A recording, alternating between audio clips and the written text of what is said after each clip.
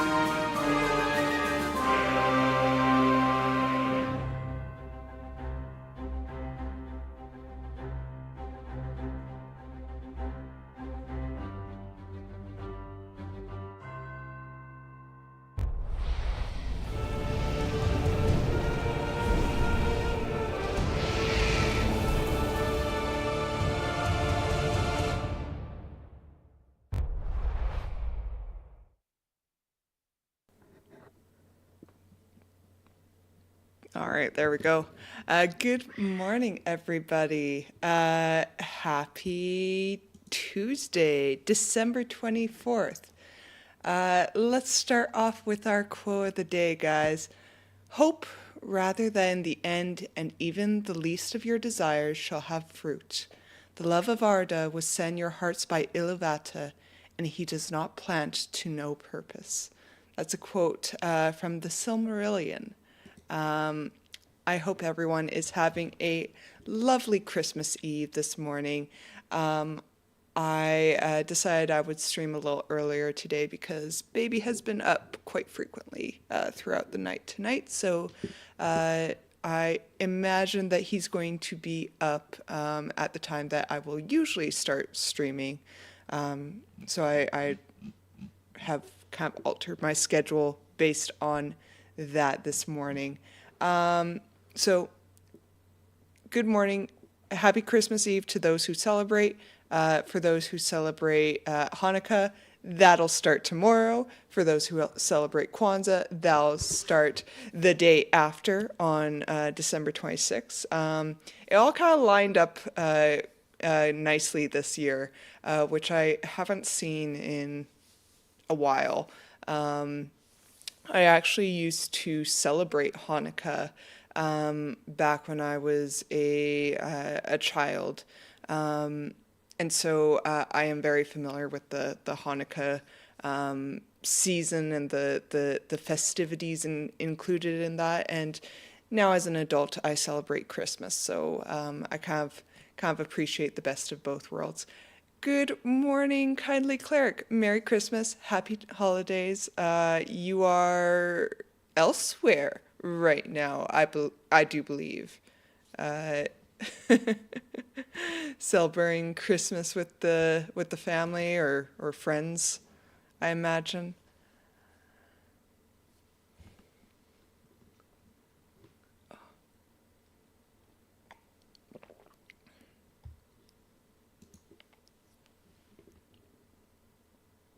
I is in Alabama. Nice. Well, I hope you are having a wonderful holiday morning this morning, and hopefully it just continues to get better. Our my personal festivities don't start until tomorrow. Tomorrow we've got a big dinner planned at my husband's sister's place, and then the day after that we're going over to my husband's aunt's place to visit and have dinner over there. So all my festivities are Christmas Day and Boxing Day. I leave the other "an" off because that's how we say it. Oh, Alabama.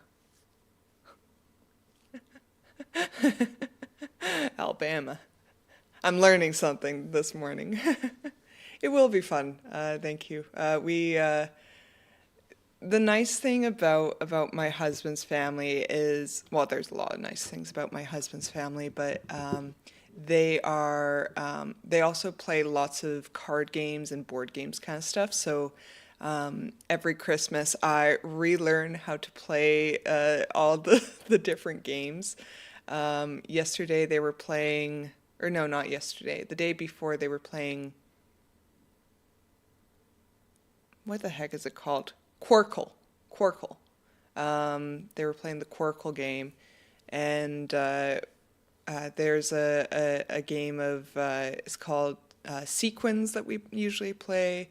There's the Crazy game, which every year I had to relearn how to play.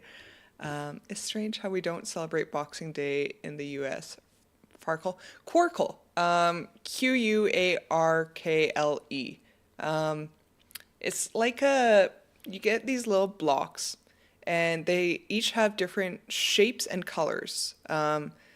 And you have a board, and you can either match the color to something in a row or the shape to something in a row, but no more than like 6 in a row of any one. And if you get 6 in a row, you get a Quarkle, which is worth double the points. It's kind of a fun little game. It's really easy to play when you're drinking,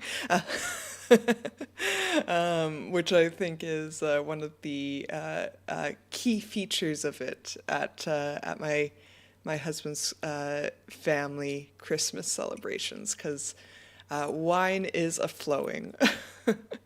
Although I will say now this year, I'm breastfeeding. My husband's cousin just had a baby about a month or two ago, and so she's breastfeeding. And then my husband's cousin's wife is pregnant, 5 months pregnant right now. So like the three of us, women, were all lined up, and we're all just sipping on our water. It was a much more tame version this year. Inebriation games, hooray!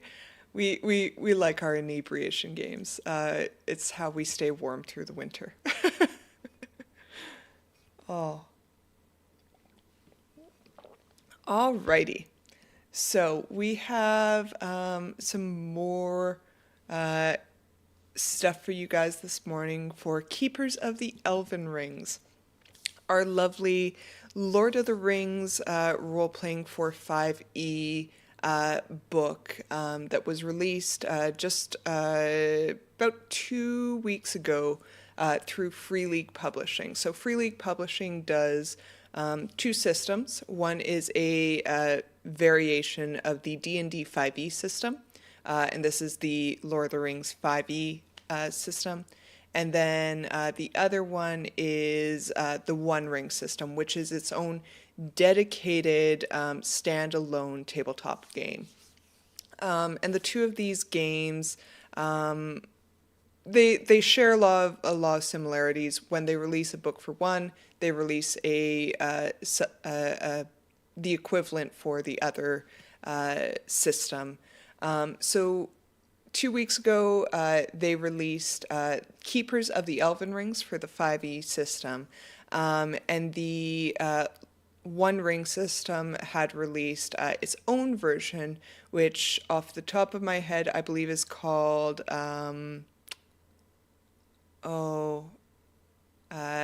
Realms of the Elven, or no, Realms of the Three Rings, I think is what it's called.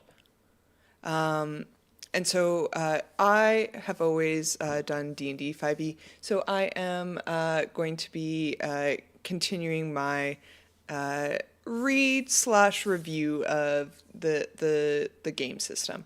And I encourage you guys to come along and share your thoughts on this system. Yesterday, we did go through a good portion of Chapter 1. We went through some of the history of the elves. We went through gray elves, exiles, shore elves, which I thought was kind of an interesting section. We went through the first, second, and third age about the history of these elves, including the fall of Beleriand, the war with Morgoth, the war with Sauron, and then finally coming up to our current day. So our current year in the Lord of the Rings 5e system is 2965. Every single Sang book in Lord of the Rings 5e is set in 2965, except for the Shire Adventures, which is set in 2960, so 5 years before this. And the 2965 of the Third Age is about 20-ish years after Bilbo returns from the Lonely Mountain with his pony laden with riches, to find his hobbit hole was put up for auction, and his valuables had been given away, or were in the midst of being given away, maybe. It does occur before the events of The Lord of the Rings. And it's important to note that because in the Lord of the Rings 5e system, we get to see some of the dark plots unraveling and unfolding at this time. They really chose a great time to set these books in, because we get to see all of the conniving and scheming that's going on behind the scenes, and we get the feel of working against the shadow, working against the plots of Mordor, but we're not directly interfering with the events of the Lord of the Rings itself. You know, we're not taking the ring to Mordor for Frodo.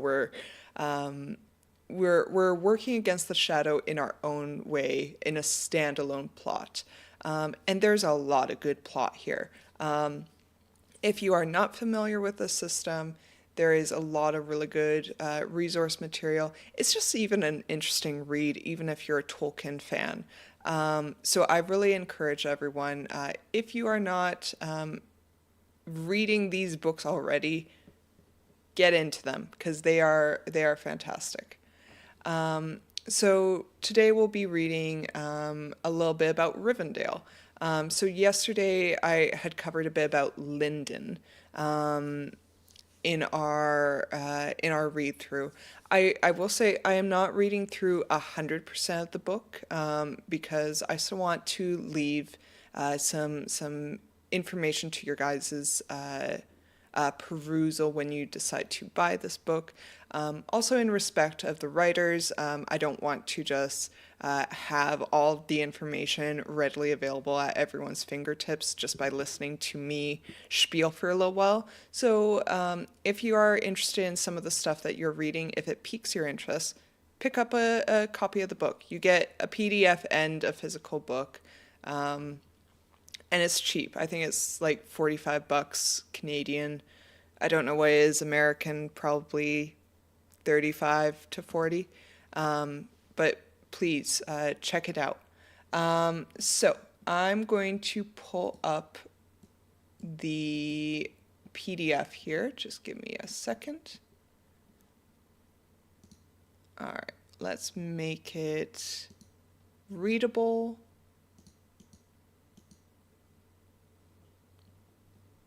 All right, I need to switch screens so that I can adjust it for you guys.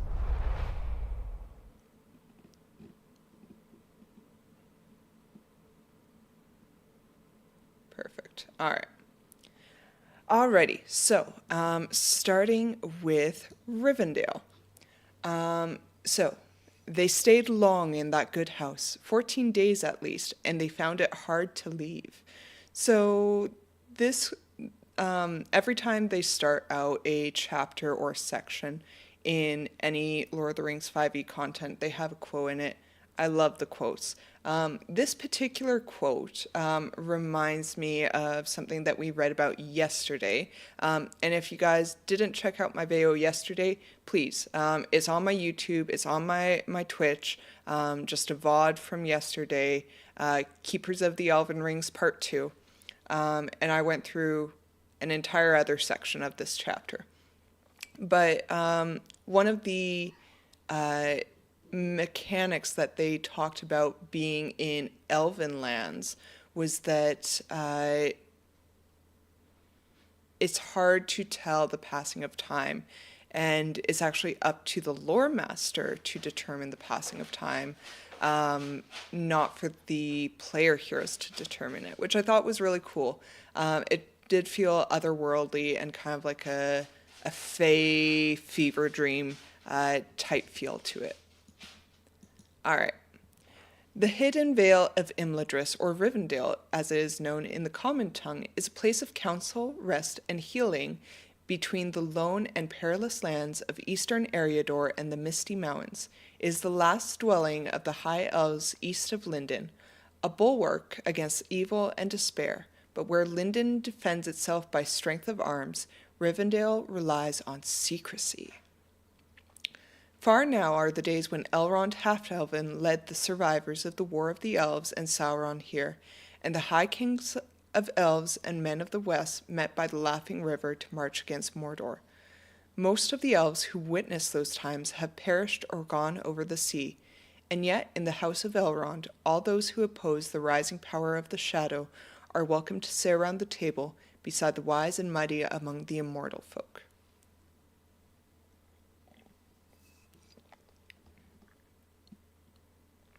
Finding Imladris.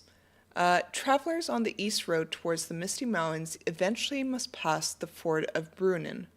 The river Loudwater, as the Brunnen is known in the common tongue, runs out of the valley of Rivendell, though many travelers cross it without any knowledge that an ancient elven kingdom lies so close at hand. Elrond has command over the waters of Brunnen and can cause it to flood if he has need to bar the ford. So kind of like his daughter did in the Fellowship of the Ring, the movie, which didn't happen in the books, but it's still cool.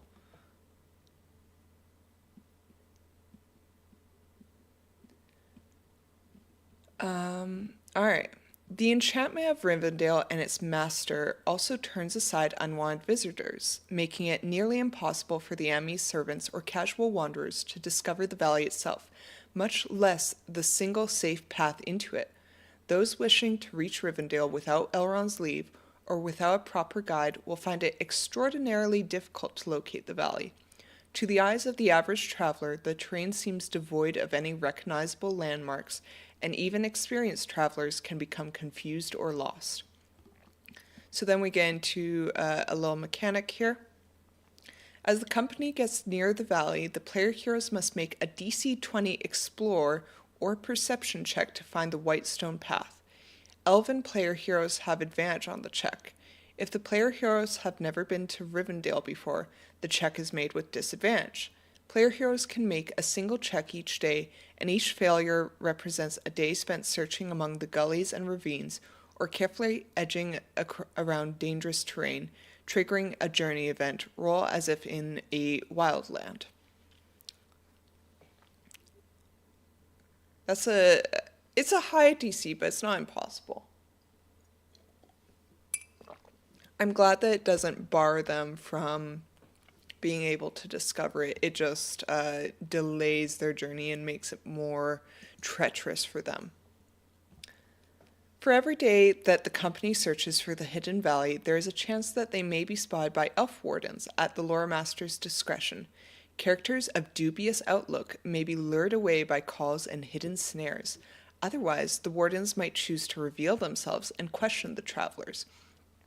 elves and elf friends are easily accepted and led into the valley, but others may gain entrance only by being introduced by a known person or by convincing the wardens of their good intentions and dire need.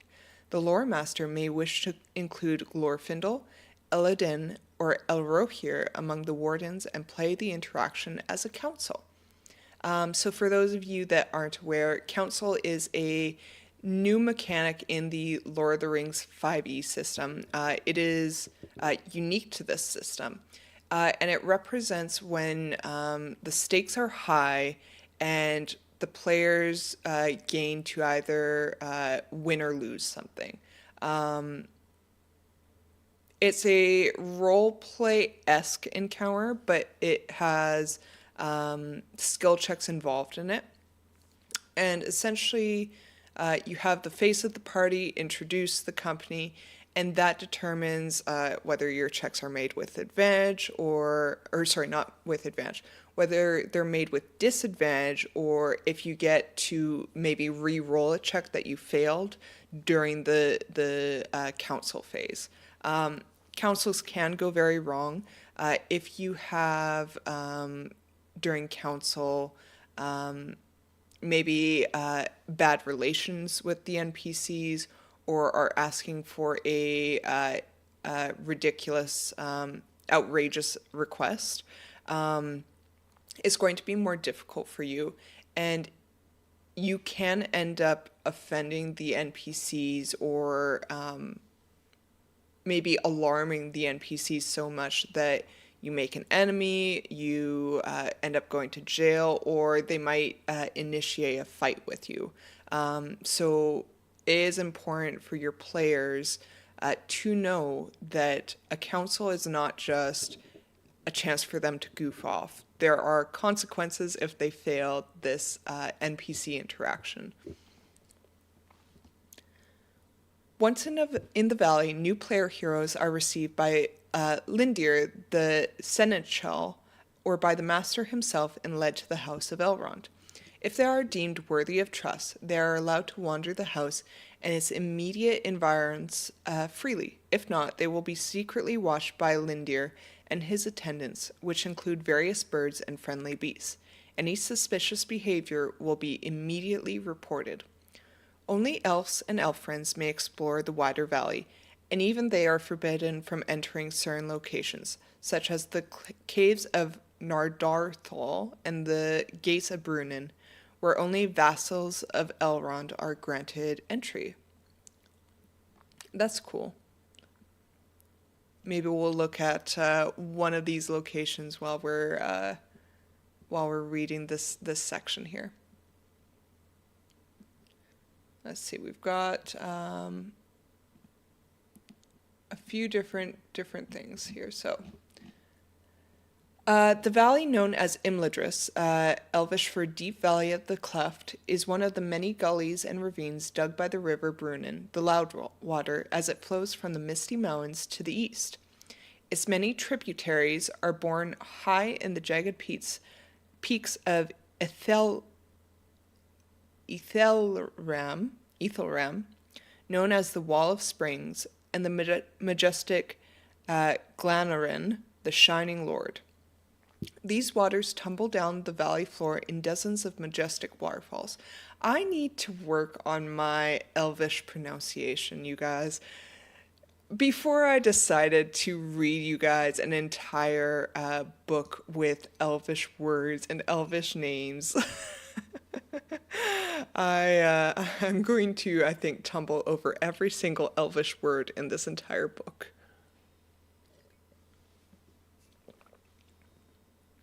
Oh, I should have put my Santa hat on. I just thought of that. The waters of the Brunnen are cold and clear. In the high valley, they can be easily crossed, but below they swell into a fast-running and impassable torrent. While the lands surrounding Rivendell are characterized by barren scree dotted with the occasional thorny bush or twisted pine, the valley itself is green with woods and meadows full of flowers, and as beauty as only elflands can be. So they do have a map in this section here for the Hidden Valley. I'm pretty sure this is the same map that they had in the Rivendell supplement. So the Rivendell supplement was released with the original core book and the Shire Adventures. Um, it was just like a maybe a 20-page book. It had a little bit of information in it. All right, let's read Vilya, the Ring of Air. Made of gold and set with a sapphire, Vilya is said to be the most powerful of the Rings of Power after the One. Its keeper is Elrond Half-Elven, master of Imladris. He received it from Gil-galad, the High King, and kept it secret and unused for centuries, for it risked being ensnared by the ruling ring of Sauron. When the One Ring disappeared from all knowledge, Elrond started to use Vilya to preserve the sanctuary of Rivendell and the ancient wisdom contained therein. Vilya's influence on Rivendell is subtle, but by no means weak. The valley is blessed with favorable and mild weather all year round, as if peace and beauty are heightened by its presence. Yet Vilya's powers extend beyond this. It shrouds the hidden valley from sight, so those who seek it seldom find it. See Finding Imladris. In times of peril, the same winds, mountains, and waters that are kept at bay by Elrond's will, may be let free to unleash their wrath upon any invading foe. While wearing Vilya, a creature gains the following benefits. Command weather. The weather of Vilya can spend 10 minutes concentrating to take control of the weather within 5 miles of them for up to 8 hours. When they do so, they change the current weather conditions, which are determined by the lore master. The wearer can change precipitation, temperature, and wind, including its direction. It takes 1d4 times 10 minutes for the new conditions to take effect. So minimum of 10 minutes, maximum of 40 minutes. Once they do so, the wearer can change the conditions again. When the effect ends, the weather gradually returns to normal. When the wearer changes the weather conditions, find the current conditions on the following table and change the stage of one of them by 1 up or down. So then they've got this little weather conditions table. So if we say that it's, let's say it's overcast, you can change it to light clouds or rain, hail, or snow. If it's like hot out, you could change it to warm. If it's, storm winds, you could change it to gale winds, that kind of thing. Understanding, making, and healing. The wearer's intelligence increases by 2 to a maximum of 22. In addition, Vilya is considered a wondrous item affecting all intelligence skills.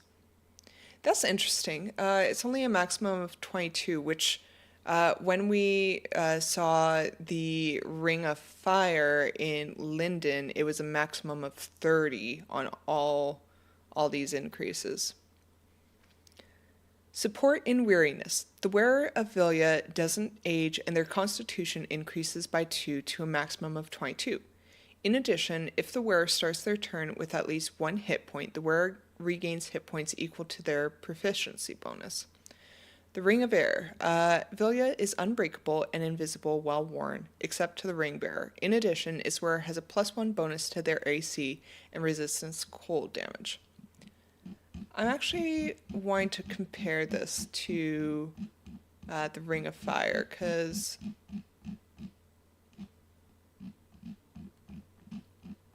I'm curious now how it compares.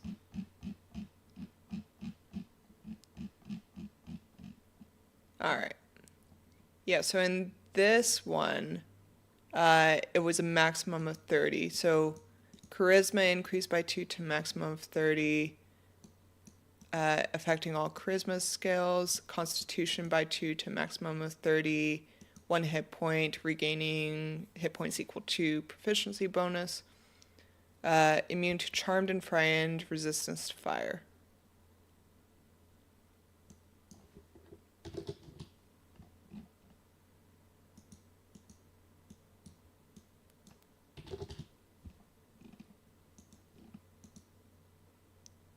Okay, so +1 to AC and resistance cold. I mean, why is this one said to be the most powerful if the other ring is more powerful? I wonder if that's a mistake. I will probably bring that up in the proofread form for this. Let me just write that down. I like to do my part. Avilia, most powerful ring, but fire ring is more powerful. All right, I wrote it down. I did my part. All right, so we've got a few different locations.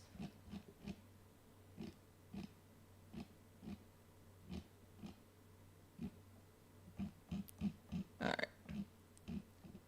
I need to decide what I'm going to do for this, so just give me a second here. I'm gonna go back to this one right here while I decide what I'm going to read you guys.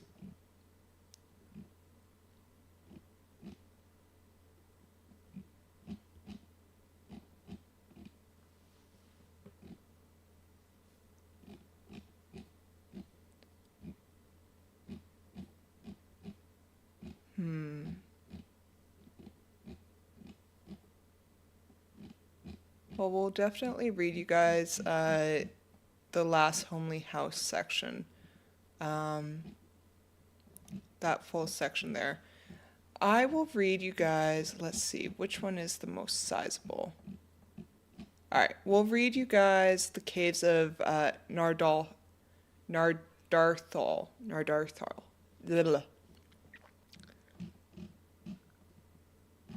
Alright. That's what we'll do.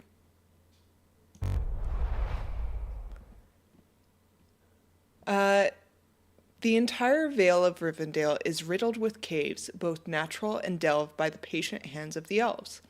The largest complex lies south of the Brunnen and is known as the Caves of Nardarthal. Here were the war smithies of Rivendell at the time of the last alliance. In those days, part of the valley of Imladris was stripped of all trees to fuel the furnaces of the elven weaponsmiths, who labored to arm the host of Gil-galad and Elendil. Interesting. Okay, so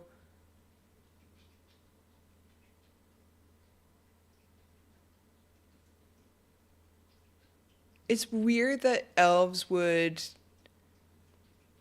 kill trees. Like that doesn't seem very elvish to me, but I mean it's noted here, so. Here were the war smithies of Rivendell. Today, only a handful of smithies are still operational.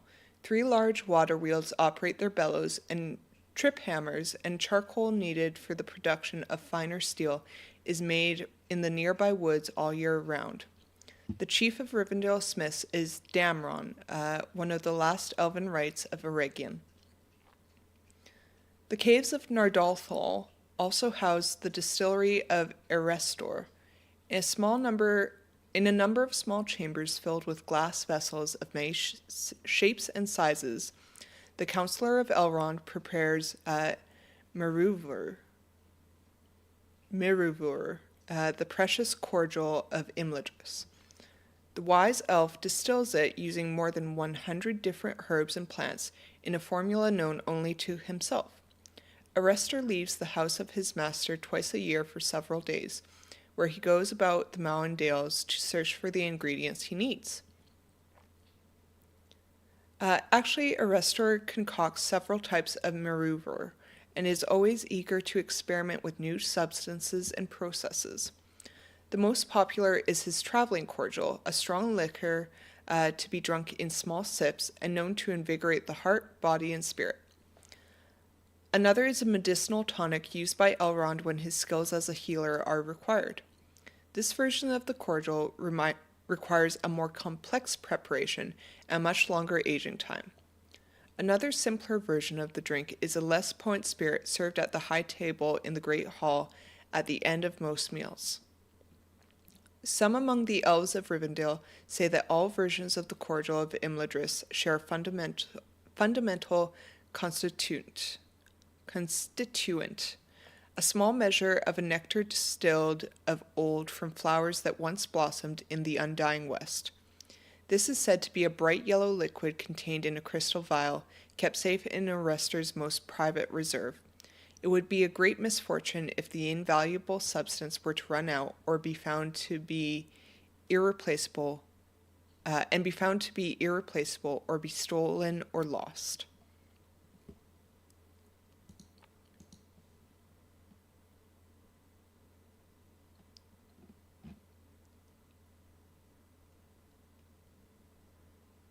Memories of Green. Player hero spending time around the hoary old chestnut may rouse the curiosity of the ancient tree.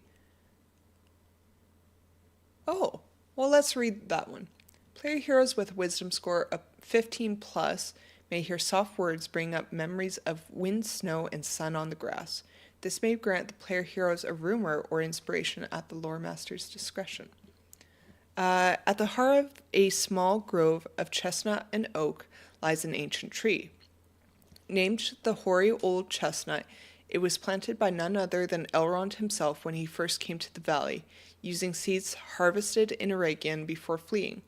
Although none but one took root, it grew to become a massive tree whose canopy can easily provide shade for a large gathering. Elves and guests of Elrond love to convene here to share stories and play music. The wizard Gandalf, in particular, enjoys staying at the tree's feet, as he says that sometimes when the old chestnut is in the mood, it whispers in his ears, awakening memories that the Grey Wanderer had long thought forgotten. That's cool. It's like a good version of Old Man Willow. Alright.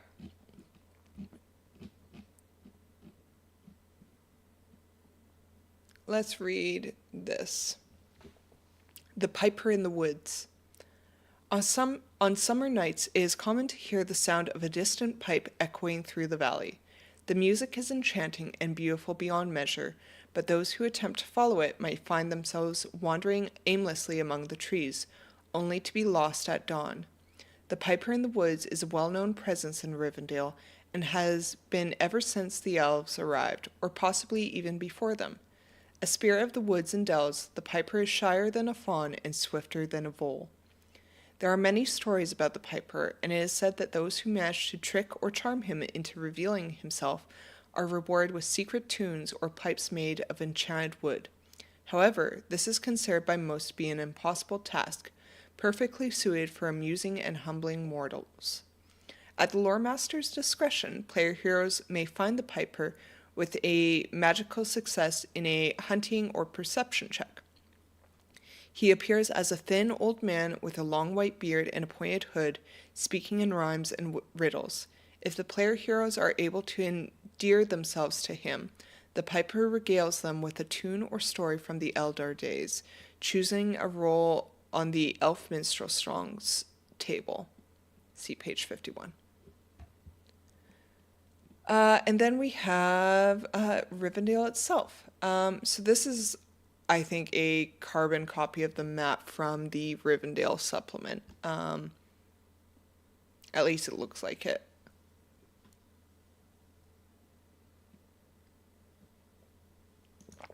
I'm actually curious. I want to see how the Rivendell supplement compares. Let's go single page, zoom in. So this is the Rivendell supplement. All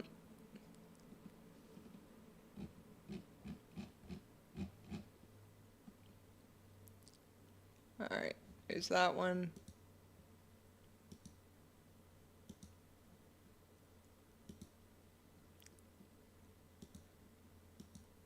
It is,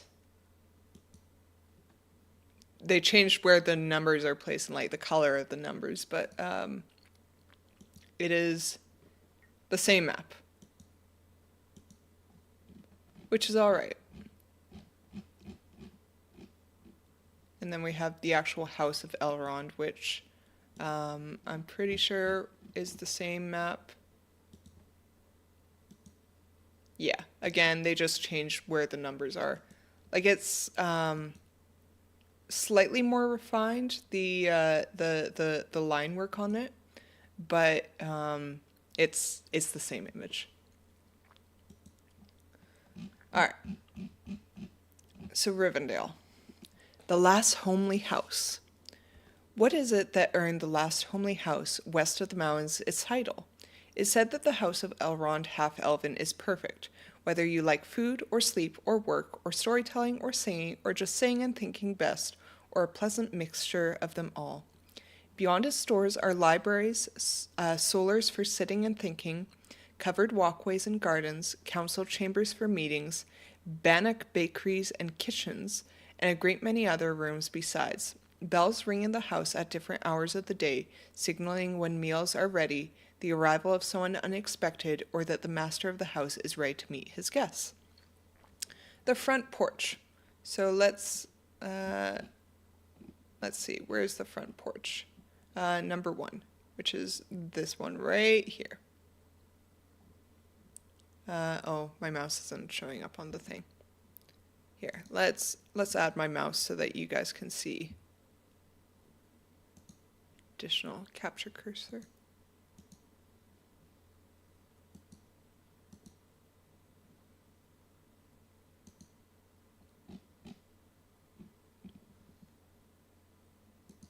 Is it not working?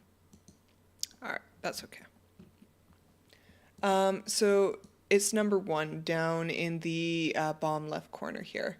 That's the front porch. The front porch is a vast portico, large enough to shelter many horses should visitors be in need of haste.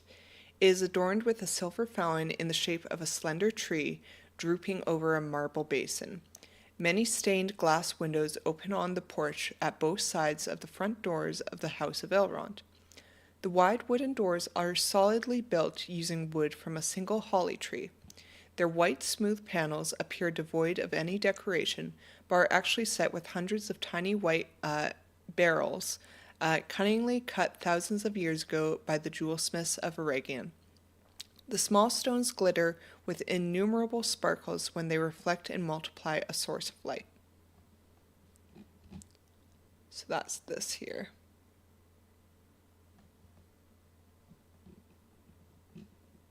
The entrance hall. So that is going to be number 6, which is right in the middle of our screens there. So you go up the front porch, into the corridor, and then through the corridor into the entrance hall. On pleasant summer nights, or when visitors are expected, or both circumstances are true, the doors to the entrance hall are flung wide open. The floor is paved with flagstones quarried from the misty mountains to the east, and lanterns hang from carven beams that support the vaulted ceilings. Many tapestries hang between the lanterns, banners, flags, and pennants. Imladris has been host to many warriors, and has seen many desperate battles and fruitless victories. Long ago, Elrond himself was the herald of Gil-galad, king of the Noldor, and marched with his host to the land of Mordor to overthrow Sauron. In the center of the hall, one lantern is given a place of honor and hangs low from the ceiling. Dwarven visitors will recognize it as a gift from the smiths of Khazad-dûm to Celebrimbor of Hollin, given long ago. Its reddish light makes the chamber seem like it is deep under the earth. It always seems cool in this room, no matter how high the sun is in the sky.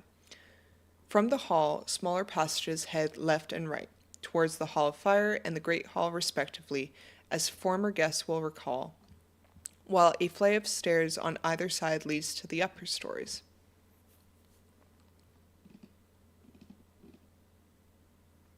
And then the Great Hall is number 14, which is over here. So they kind of have this corridor that leads from the front porch and the entrance hall, and it leads to the Great Hall, or you can go through the kitchen to get to the Great Hall, which, theoretically makes sense. Your Great Hall is going to have a lot of feasting in it, so you're going to want access to the kitchens.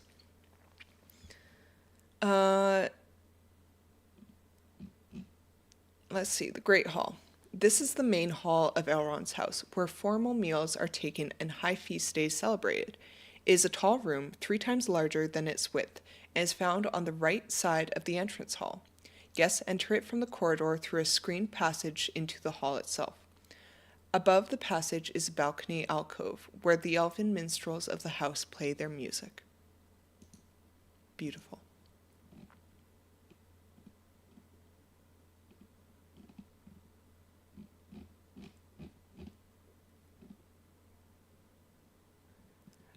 The high table stands on a dais at the opposite side of the hall. Tables to accommodate all the folk of Rivendell and guests are placed perpendicular to it on either side of a great open hearth in the center of the hall. Tall windows line the southern side of the hall, admitting as much light as possible during the winter. An open passageway leads to the terraces outside, while other doors allow accesses to the kitchens and pantry. It is tradition for Elrond to sit in a great chair at the end of a long table, with the most distinguished of his guests or household to his left and right. However, the true place of honor is in the middle of the high table, where Elrond's wife, Celebrine, daughter of Galadriel, once sat, before she departed for the Undying Lands. Now the canopied chair is reserved for Arwen, Elrond's daughter, when she is in Rivendell. That's cute. That's really sweet. A great tapestry hangs on the wall over the long table. It shows an elven ship sailing into the high sea heading west. The craft of its makers is such that whoever looks at the tapestry experiences something different, depending on the wisdom of the viewer. Some feel a sea breeze gently blowing, some smell a sweet fragrance on the air, or hear the sound of singing, as if it came over the water. Others swear that they can see distant white shores appear over the horizon beyond the rolling waves. Beautiful. I just love the attention to detail that they have in this. So this, number 14 here on the map is our Great Hall there that they had discussed. All right. Hall of Fire. So the Hall of Fire is somewhere, I'm sure. Number 3. So that one is over here on the opposite side of Elrond's house. So you go through the front porch, down the corridor, into the Great Hall. You can also head through the armory from the entrance hall into this the Hall of Fire.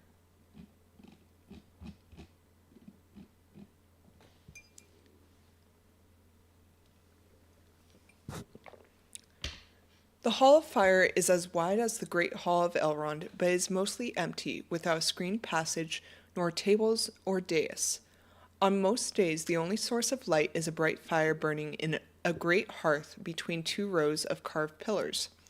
The fire is fed all year round, and guests of Elrond come here to find comfort and peace, as merely being in the Hall of Fire seems like a cure for the spirit. I wonder if that would be a good opportunity to, throw in, that they maybe your player heroes heal a shadow point by spending time in the Hall of Fire. On high days, the hall comes to life with the sound of many fair voices. Elvish minstrels play the songs they spent decades perfecting, and poems and tales of distant ages of the world are recounted for evenings on the end. on end. Other folk fall easily under the spell of the Hall of Fire, and many find themselves spending many evenings sitting and thinking, or looking for and finding the right words for a new poem or song. If they are skillful enough, or just lucky, the elves might even recite their poems or sing their songs. So that's, if you guys read Lord of the Rings, when Bilbo was trying to come up with lyrics for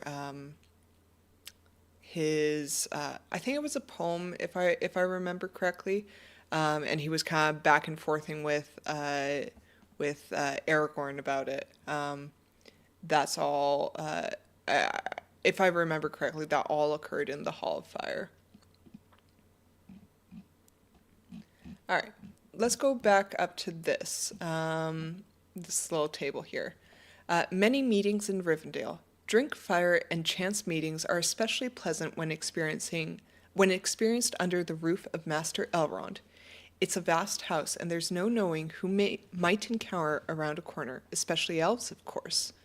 When the company spends a fellowship phase in Rivendell, roll once on the table below to determine whom the company has met of particular interest. So they've got 12 different options here. So they've got Rival, Weary Elf, Carefree Elf, Elf Lord, Lore Master, Emissary, Dunedain, Elf Smith, Warrior, Elf Minstrel, Dwarf, or Wise One. So if we look at like Lore Master, for example, an elf versed in the books and songs of the Eldar, their knowledge extending to distant lands and histories. Intrigued by news and tales from far-off realms, they eagerly seek to exchange narratives and insights with the player heroes, offering valuable accounts and information on a broad spectrum of history and lore. And obviously, as a lore master, you can choose if you want to roll on this table, if you just want to select something that sparks your interest and use that. That is okay too.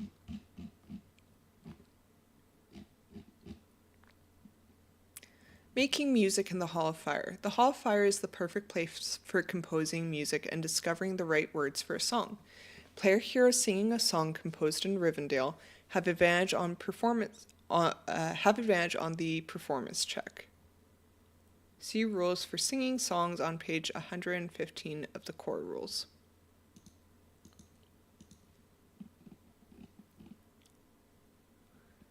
And like just more beautiful art. It's very mythos inspired, this piece here. All right, the East Porch, which is, where's the East Porch? Number 12. So that is here in the top right corner. This little section here is the East Porch. So you go down the front porch, through the corridor, through the entrance hall into the East Porch. And it's got a little side access to some storage on the side there. Some access to the armory and to the kitchen.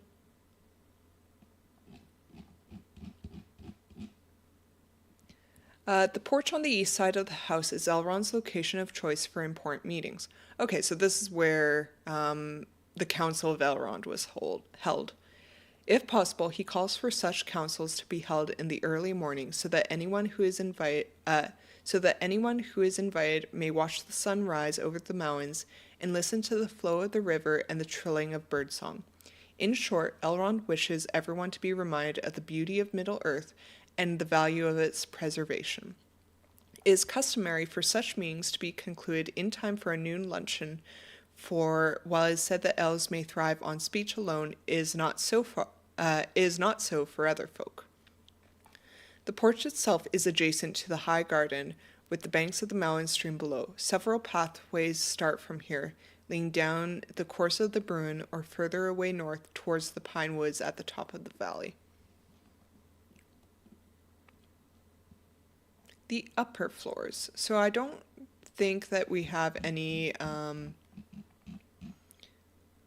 insight into a map for the upper floors. Yeah, we just have this staircase, number 13 here, that leads from the entrance hall upwards. Looks like just the one set of stairs, which is an interesting note.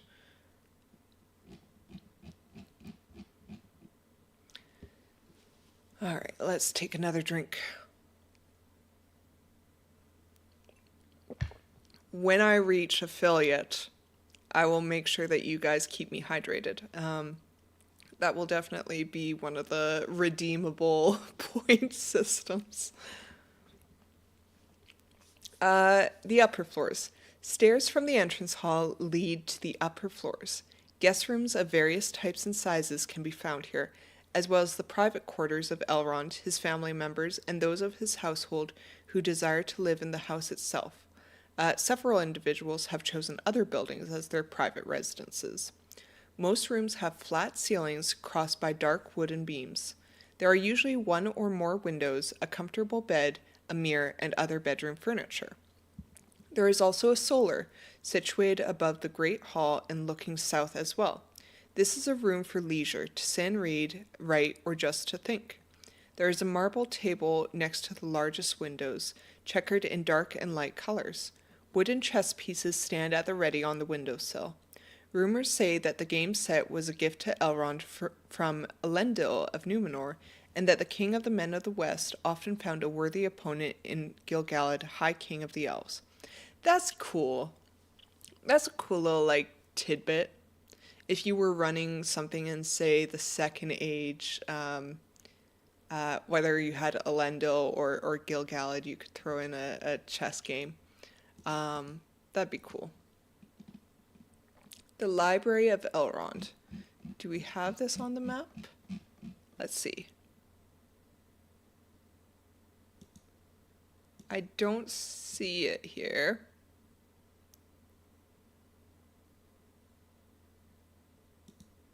Yeah, it's not on here. It must be upstairs in that other level. There is much lore in Imladris, and quite a bit that has been recorded by Elrond himself. In the ground floor library, are many maps and books that are available for perusal. Many concern the doings of the elves in the elder days, and several are written in scripts and languages that have been forgotten by most scholars in these days of twilight. Indeed, very little is recorded using the common tongue, and it seems that Elrond's lore is still waiting for someone to unlock it for the average folk. It will be a long labor, something that that probably couldn't be completed in a single lifetime, but there are many tales worth telling gathered in these books and maps. Elrond also keeps a personal library on one of the upper floors. Only the most trusted among his advisors can enter this room. Not only does he possess irreplaceable manuscripts penned by Celebrimbor and others, he also has a small collection of dangerous knowledge. Treatises written by the wise and erudite wizard Saruman about the nature and power of the shadow, passages of the black speech recorded from captured enemies, and the mad rantings of those who had learned too much of the enemy's ways. Creepy. So he's got the cool library and then the darker library. The vaults. Do we have these on the map? To the vaults. Okay, so you go up the front porch, through the corridor, into the entrance hall, and then there's stairs leading down to the vaults. And again, just one set of stairs here.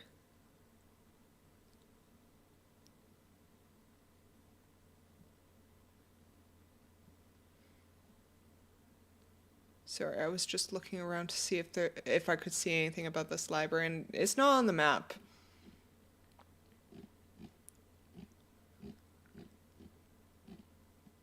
I wonder if that's an oversight.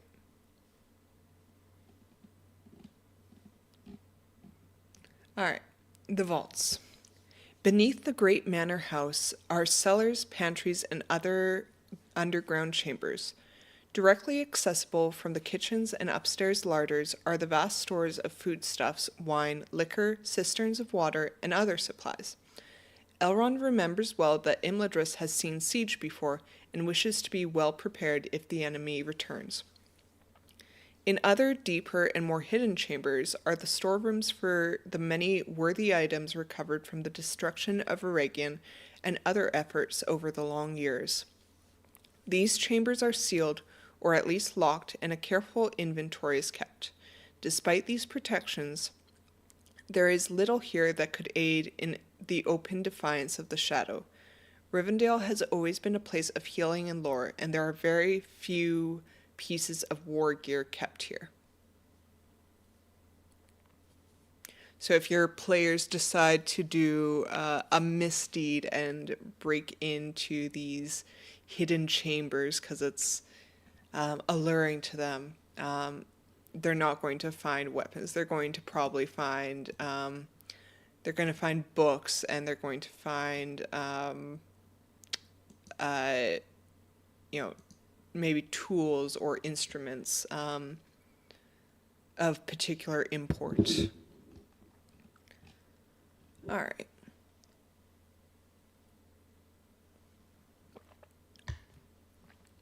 Those that dwell in Rivendell. The last homely house is home to a great number of important personalities. The household of the Master of Imladris counts many elf lords of great renown, and since the time of Arenarth, son of Arvedui,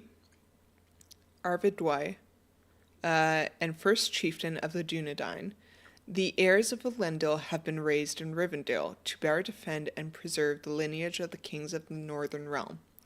Gilraine the Fair, the mother of Aragorn, current chieftain of the Rangers of the North and heir of Isildur, is a permanent guest of Elrond Half-Elven.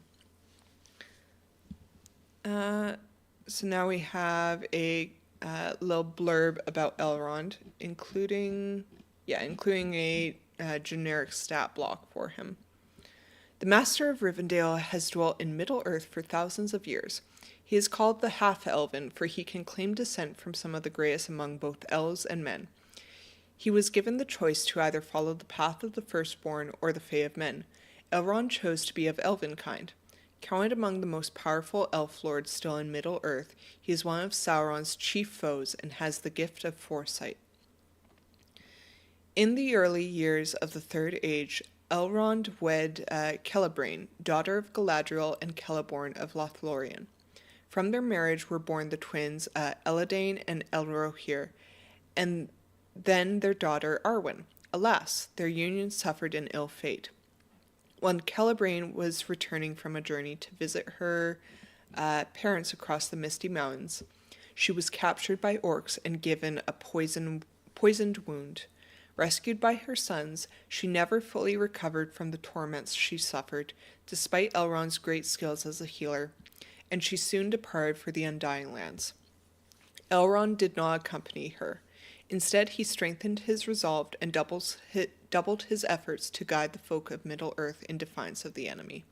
And that's actually a really cool story from Tolkien's work. It isn't all like sunshine and rainbows. Elrond's wife went through good and proper suffering after she was captured and tortured by the orcs. And she just, the shadow weighed heavily on her. She was in despair. So she decided to seek refuge in the Undying Lands. And this is all like lore accurate for Tolkien's work. As someone who struggles with depression myself, I find myself seeing some similarities in Elrond's wife, and recognizing that she wasn't okay. She needed to get help. So that's kind of a cool some cool similarities. So Elrond is an int of 20, wisdom of 18, charisma of 18 NPC. He's described as fair-spoken, lordly, and subtle. He has ridiculous skills. We've got, geez, we've got insight, intimidation, perception, and persuasion as plus 10. Riddle and nature as plus 11. And then we've got investigation, medicine, and old lore as plus 17. He is very powerful. I'm actually kind of curious how he's got like a plus 17 and things. Unless he's like, let's see, if we had some medicine, investigation, old lore, that's all int, so that's his plus 5. He must be considered an expert in those 3. So he's got expertise, which would double his proficiency bonus, and he must be like really high level. He must be, your level 20 elf lord, which, if you did not catch my my stream about the new elf lord calling, it's part 1 of this Keepers of the Elven-Rings stream series that I'm doing right now.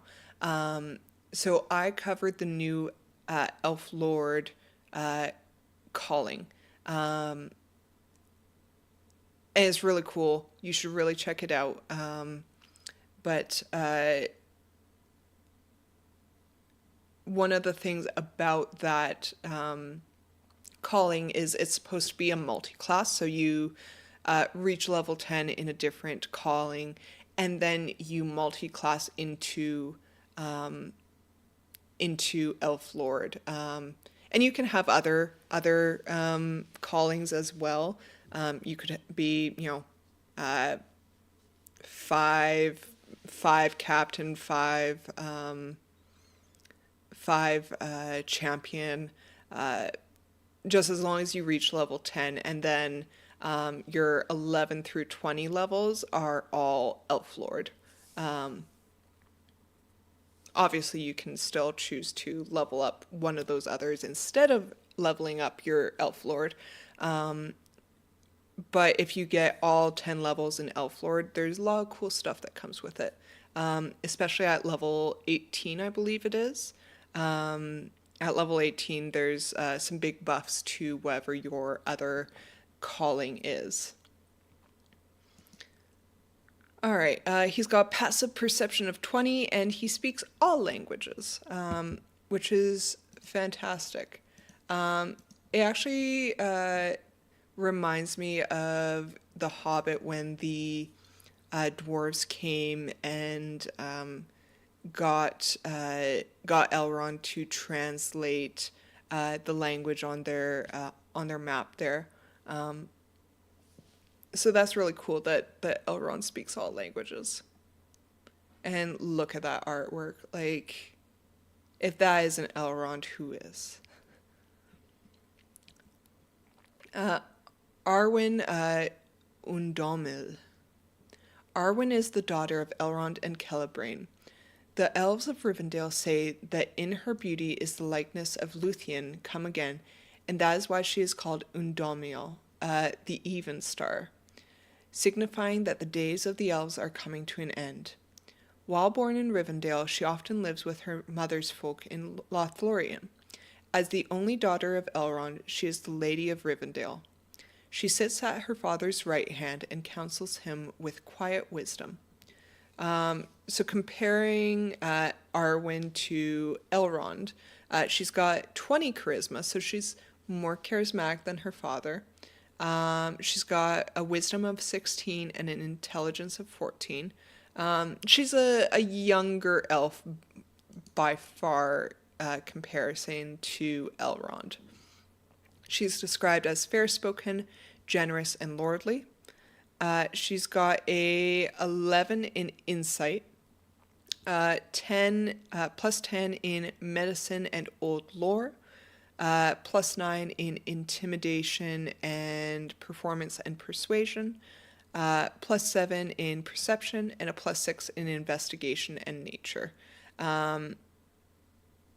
She's this makes sense because her intelligence is average. I guess a little above average. Her wisdom's pretty high, but her charisma is really where she shines. So those persuasion, performance, intimidation skills are all high up there. She's got a passive perception of 17, and she speaks Western, which is basically common for Middle Earth, Sindarin, and Quenya. Elven beauty. The first time a mortal player hero sees Arwen, they gain inspiration as her presence and grace encourages them. An elven character can additionally remove one shadow point. Not all sorrow is evil. Aww, that's cute.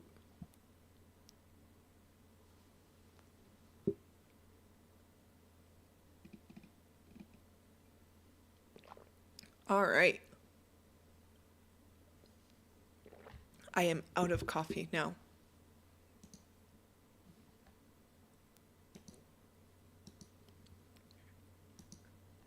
All right, let's see here. Eladane and Elrohir. The sons of Elrond, Eladin and Elrohir, are counted among the most powerful elf lords of Rivendell. Twin warriors in the prime of their strength, they share their father's dark hair and gray eyes, resembling each other so closely that only those who know them well can tell them apart. Ever eager to fight the shadow, their enthusiasm has turned to vengeful fervor since their mother Celebraine was taken prisoner by the orcs and tormented. Elrond often sends Eladane and Elrohir together out on great scouting journeys or as messengers to distant lands, as they are hardy travelers and have a deep knowledge of the lands on both sides of the Misty Mountains. They're discussed further in Chapter 2 on page 69. So when we get to Chapter 2 in our review of this book, we will learn a little bit more about them, I am sure. We have 2 stat blocks here. Or sorry, we've got 1 stat block here. And actually it's a full stat block, which is cool. So they are a CR5. They've got, let's see here. They're quite dexterous, with 18 in dexterity, 14 in strength, con, and wisdom, 10 in intelligence, 12 in intelligence, and a 10 in charisma. They're both described as wary. Eladane is described as bold, and Elrohir is described as eager.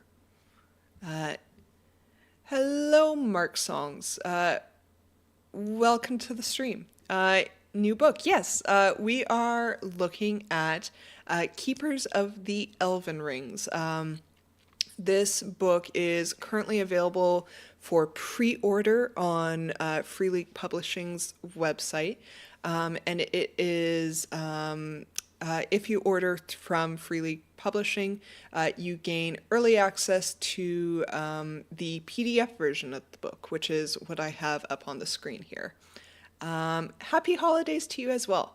It is a lovely Christmas Eve elf celebration stream today. Yeah, so we're just looking at... we're reading up on Rivendell right now, and we're just looking at the stat block for Elrond's sons, Eladane and Elrohir.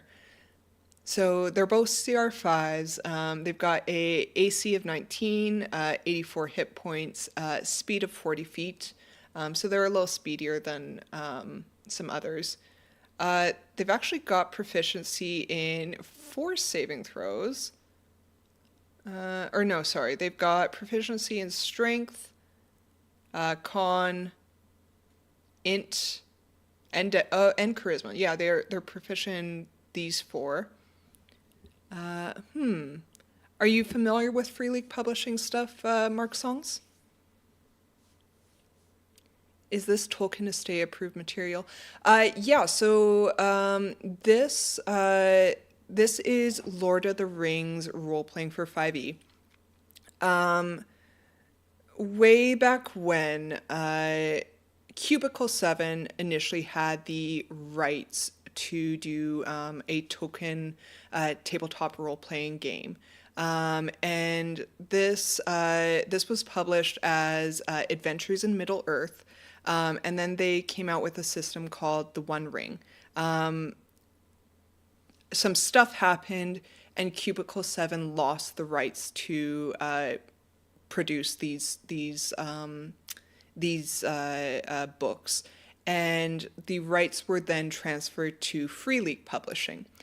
When Free League Publishing took them over, they Adventures in Middle Earth became their new Lord of the Rings role-playing for 5e system. And then they produced what's considered the second edition of the One Ring system. But this is all stuff that they were given rights to through Tolkien's estate, and it is the official tabletop RPG for Tolkien content. So a lot of the information in these books is consistent with Tolkien lore. You haven't heard of them before? Well, I am happy to introduce you to them.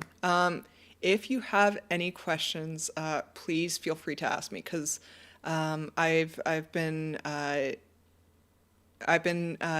learning a lot about the system.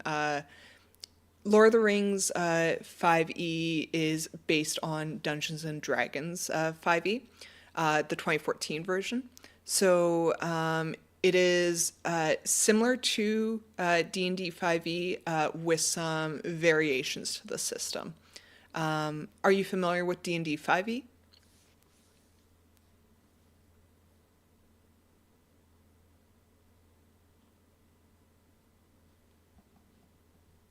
That's nice. I like Tolkien elves better than standard D&D elves.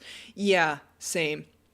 And this book, so Keepers of the Elven-Rings, is kind of a setting book for the Elven realms of Middle Earth. So we've got three different realms that are covered in this book: Lindon, Rivendell, and Lothlorien.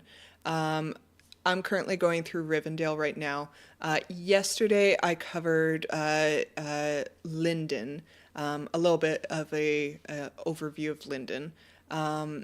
And my next stream, I'm hoping, if I get through all of Rivendell today, I'm hoping to cover Lothlorien. And then once we get through the overviews of each of these places, then we're going to delve into some of the NPCs, the plot hooks, and some of the more developed locations in this book.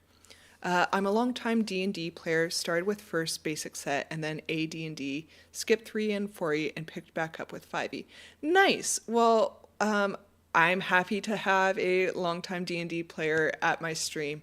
I wouldn't say that I am anywhere near as experienced with D&D as you are. I picked up D&D I properly picked up D&D about 5 years ago, back with 5e 2014, and really started to get into the nitty-gritty meat and potatoes of the D&D system at that point in time. And then a few months into that, I decided to pick up dungeon mastering.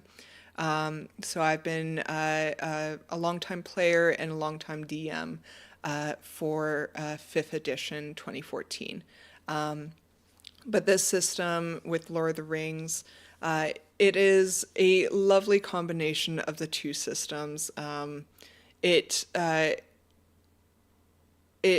adheres to a lot of D&D 5e mechanics, while still making it feel like you're in the Middle Earth universe. It is, I have nothing but praise for the Lord of the Rings 5e system. It is perfection. I have heard, though, for Lord of the Ring fans, that the One Ring system is even better. That's not to say that Lord of the Rings 5e is bad, but the One Ring system, a lot of people say, feels like it was made to be played for Middle Earth. So if you're interested, please stick around. I stream a lot about Lord of the Rings 5e, but when they release stuff for Free League Publishing, they release content for both the One Ring system and Lord of the Rings 5e at the same time. So I have Keepers of the Elven-Rings for 5e, and the One Ring system released the equivalent version of this, which was called Realm of the Three Rings. So that is the One Ring system. Same lore, same locations available, same basic information is covered in both books, but the specific mechanics is different between the two systems. So that is the core difference between the two books. And they have different cover art. All right, so we've got some different skills for Eladane and Elrohir. Eladane has a +5 in animal handling, athletics, and travel. Elrohir is athletics, hunting, and explore for +5. The highest skills for Eladane is explore and hunting, where for Elrohir the highest his best skills are animal handling, perception, and travel. So the two of them work together when they're on the road traveling to bolster each other's weaknesses. It looks like Free League has a plug from Elijah Wood. Yes, they do. Elijah Wood actually had an opportunity to play the Lord of the Rings system. I can't remember if he played 5e or if he played the One Ring system, but he did a little video on this. All right, so getting into their features. Against the Unseen, Eladane and Elrohir have advantage on charisma saving throws and cannot be frightened by undead creatures. And then once per day they have Might of the Firstborn. If Eladane or Elrohir fail a saving throw, they can choose to succeed instead, treating the d20 roll as a 20. In addition, whenever they succeed on a saving throw, they can treat the d20 roll as a 20. So, they get a critical success. That's kind of cool. So they basically have legendary resistance. Skills of the Eldar, which they can do 3 times a day. If Eladane or Elrohir fail an ability check that lets them add their proficiency bonus, they can choose to obtain a magical success instead. In addition, whenever they succeed on an ability check that lets them add their proficiency bonus, they can treat the result as a magical success. Getting into their actual attacks. So they have multi-attack, so they can take 2 attack actions. They have a magic great bow, which is a +8 to hit, range of 150 up to 600 feet. Ooh, that's quite a long range. On a hit, it deals 1d8 +5 piercing damage. And then they have, for a melee weapon, a magic sword. So that is also a +8 to hit, reach of 5 feet. It does 1d6 +5 slashing damage, or 1d8 +5 if using 2 hands. It's actually kind of a bit underpowered for a CR5, I would say. If I were running them, you would run them probably you would probably run them as a uh, ally to the party, unless some great evil took over their bodies. But I would bump up the damage on these hits. +8. For a CR5, I believe the average is about +6 to +7. Let me look at my little CR calculator here. So let's see. CR.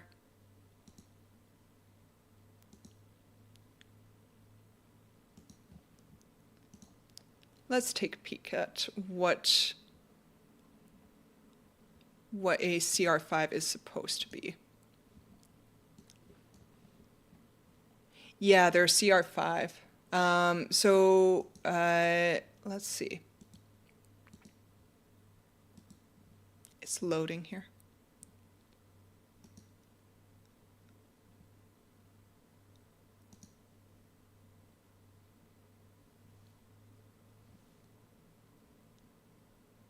So per round, they're doing an average of,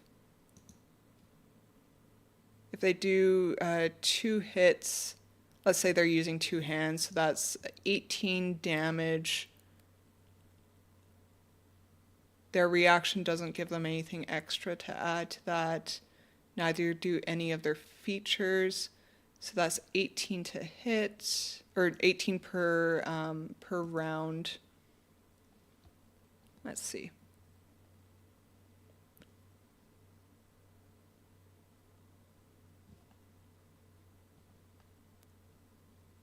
If my thing will load.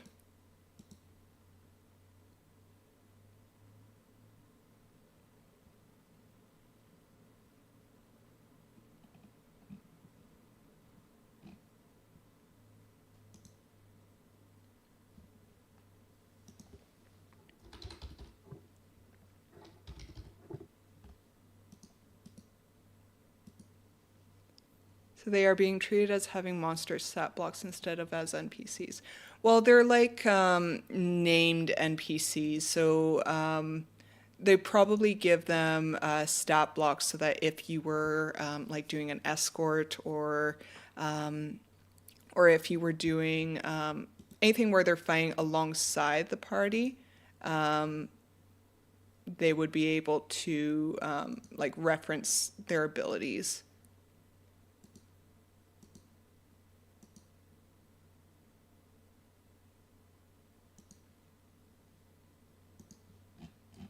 Let's see here, complex. All right, so CR5 has an average of a +6 to hit, but is supposed to do between 33 to 38 damage per round.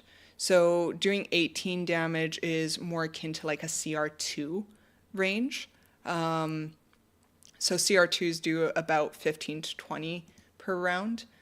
So I would grossly bump up the damage that they're doing per round. They are a little more defensive because they do have an AC of 19. So they probably damage-wise, let's see, CR18 is closer to like CR19 is closer to like a CR17 creature. With an HP of 85, which is again more like a CR2, or sorry, 84, which is a CR2. So that their defensive CR is probably a 10-ish with a CR2, so that's probably why they put them as a CR5, because their defensive CR is so high, but their offensive CR is abysmal.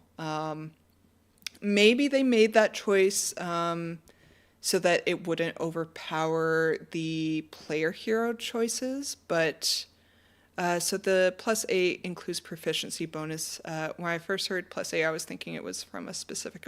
Oh no, sorry. That's the 2 hit. So that's their. It would be probably their dexterity plus their proficiency bonus. So +3, +4. Yeah, that's +7.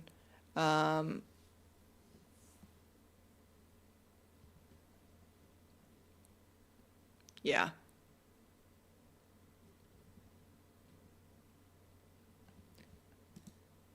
Yeah, they probably made that choice just so that the NPCs don't outshine the player heroes with the damage output, but it is still it feels almost disrespectful to those uh, elves to give them a measly 18 damage per round. And for reactions, they can add a +3 to their AC against one melee attack that would hit them. To do so, they must see the attacker and be wielding a melee weapon. How does Legolas stand up to these? I don't know if we have Legolas in here. Let me just check. Oh, I see one word.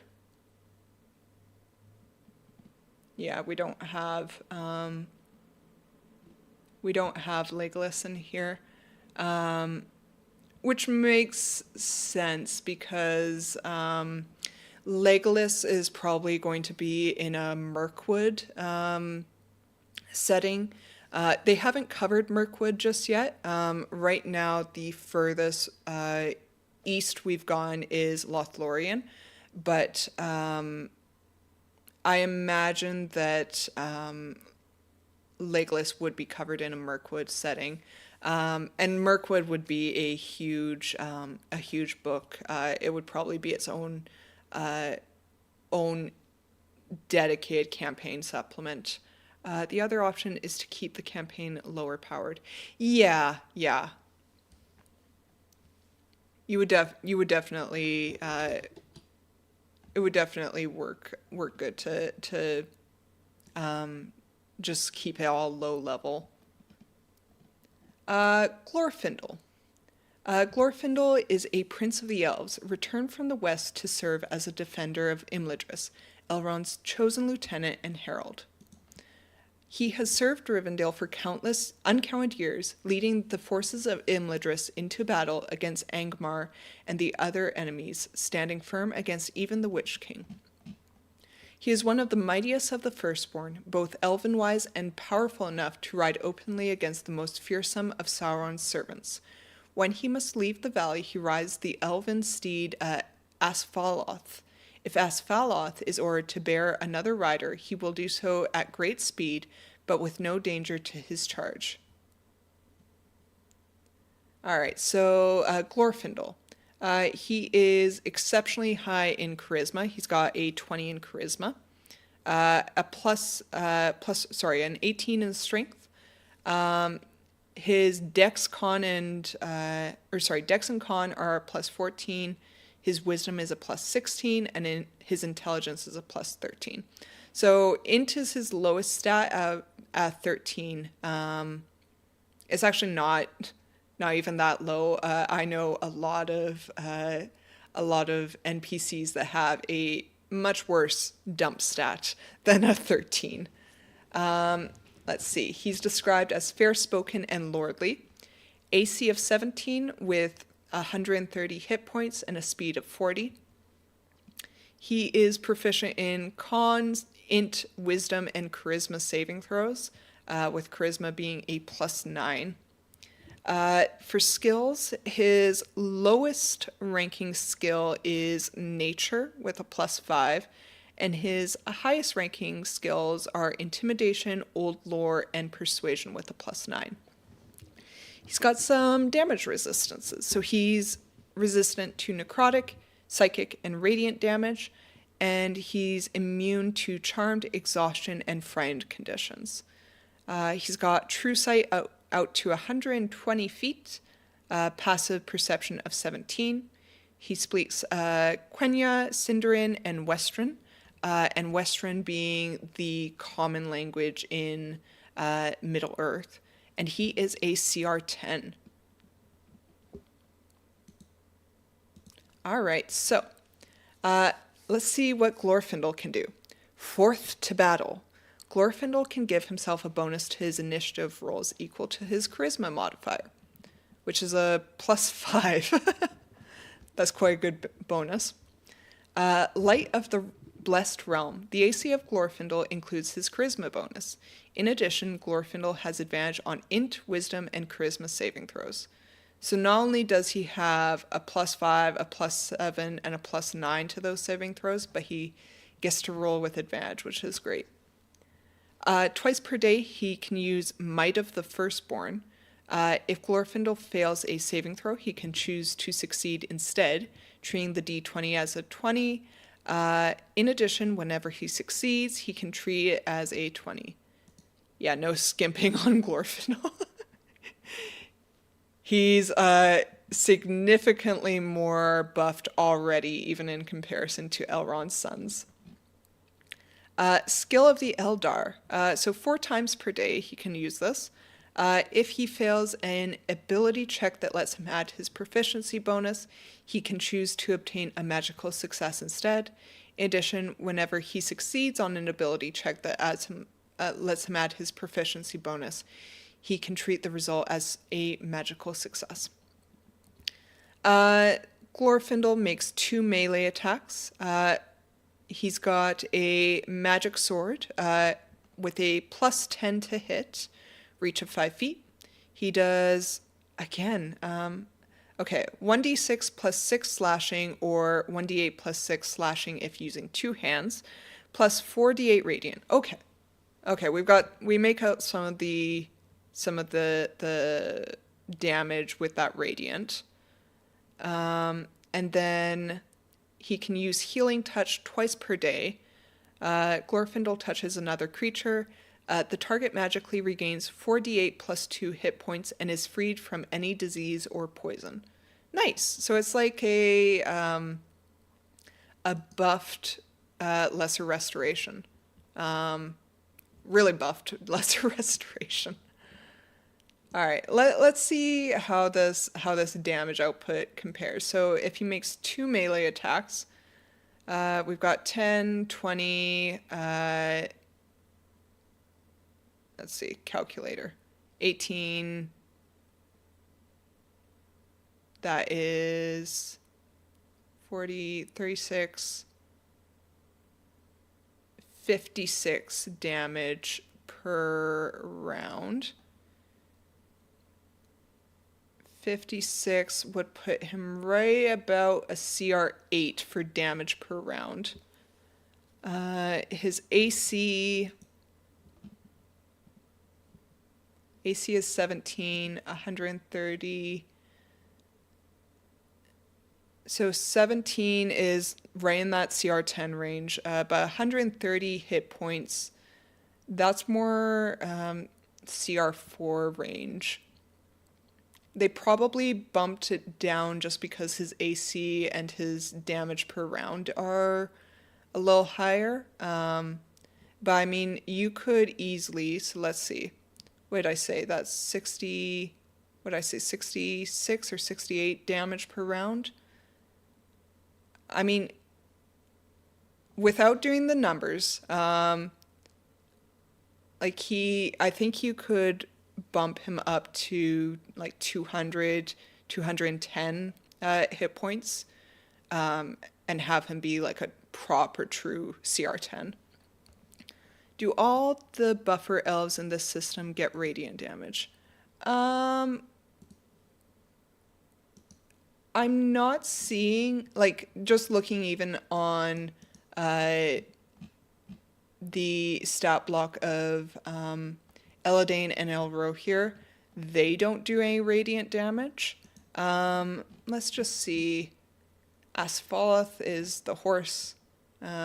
We've got some generic those aren't real stat blocks. They're just basically, your skills and your some of your ability scores so that you can make skill checks. Let's see. I gotta go down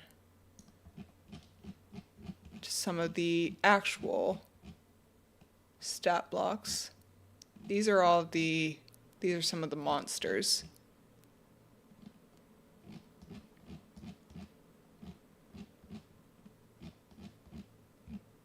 Where are you? Nope, you're a spirit.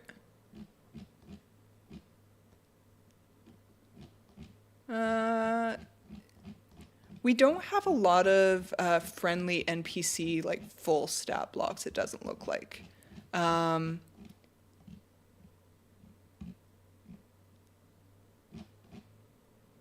you good? Tall and fair.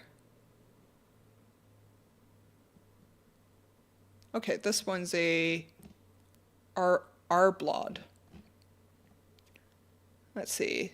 They don't do any radiant damage with their actions.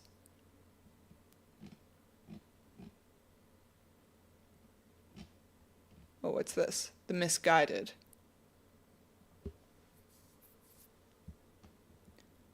This other stat block, though, Arblod the Misguided, does some radiant damage. So we've got 1d10 plus 3 radiant with this longsword. I don't see any other radiant damage on that. So a little bit of radiant damage.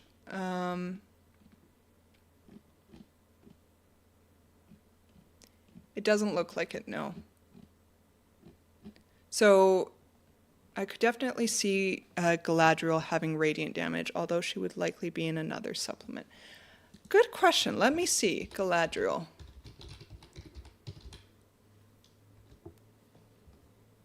Oh, 154 mentions of Galadriel. Okay, let's go back up to the very top here. Let's see. Lord and Lady 54. Lady Galadriel. All right. Yeah, Galadriel doesn't have a proper stat block. We've just got her basic int, wisdom, and charisma scores, her skills, her senses, and her languages. She must be an influencer. Yeah, she's an influencer. And I guess it makes sense. You don't want Galadriel going out and doing too much damage, because she is a really high level elf lord. So she would be able to absolutely annihilate a lot of people, a lot of enemies. She's a powerful. She would be a powerful stat block. You could definitely homebrew a Galadriel. I think if you were running a really high level campaign, maybe if you wanted to do demigod stats. If you wanted to do a high level campaign where maybe you have all of these really high level player characters and you want to do a proper siege combat with a bunch of waves coming in of Mordor's forces. I'm thinking like Battle of the Five Armies level, where you have different waves of just absolute chaos coming in, innumerable enemies, making the players feel like they are maybe hopeless or outnumbered. You have Galadriel there to be your basically, like Warhammer stuff. Have Galadriel be kind of like a lair action type thing, but for the good guys. She just goes in and just blasts them, blast back, put down basically a fireball, so that she can help the players in that regard.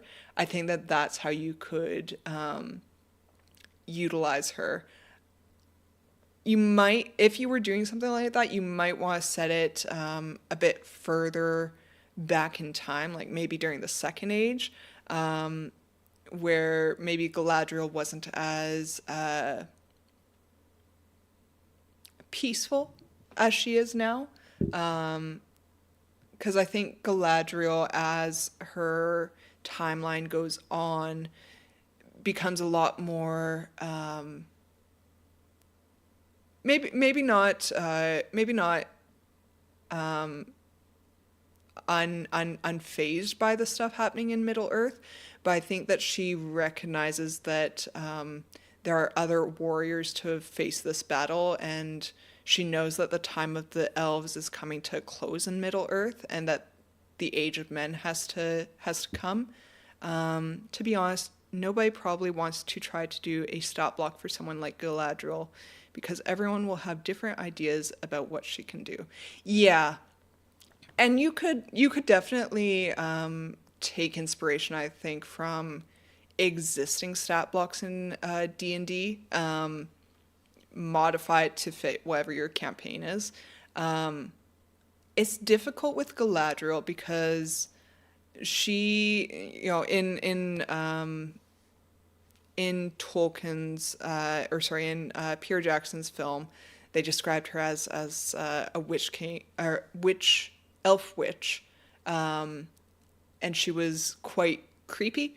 She did some really creepy stuff in his films. I don't remember her doing that kind of stuff in the book series.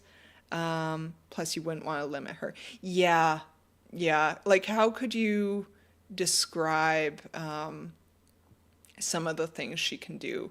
Sometimes representing it in a stat block is difficult. Even someone like Tom Bombadil.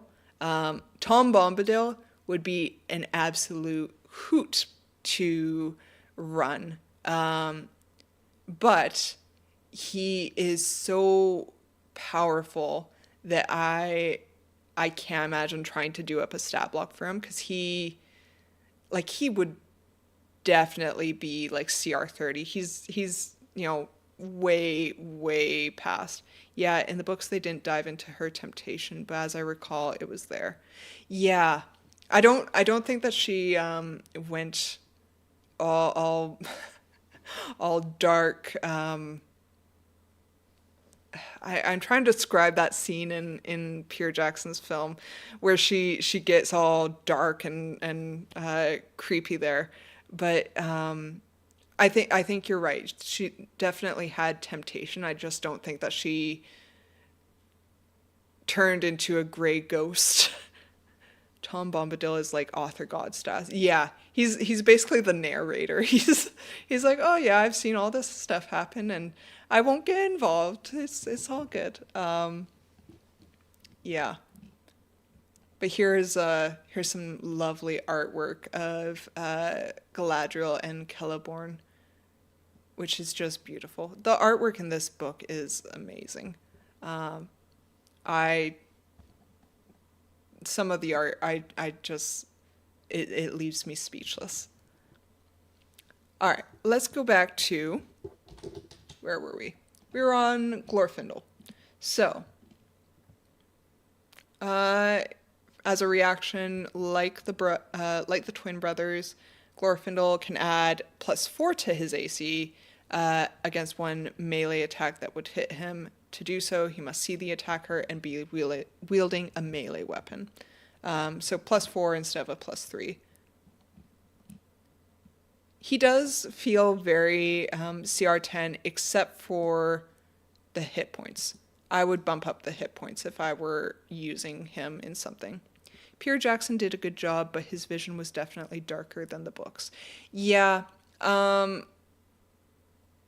there's a couple, like when I first watched Lord of the Rings, like I loved all the stuff that happened in the films. And don't get me wrong, I'm a big fan of the films. But some of it was definitely playing to the idea that this is an action fantasy movie. some of the drama was turned up a bit. Um, it it's not a bad thing.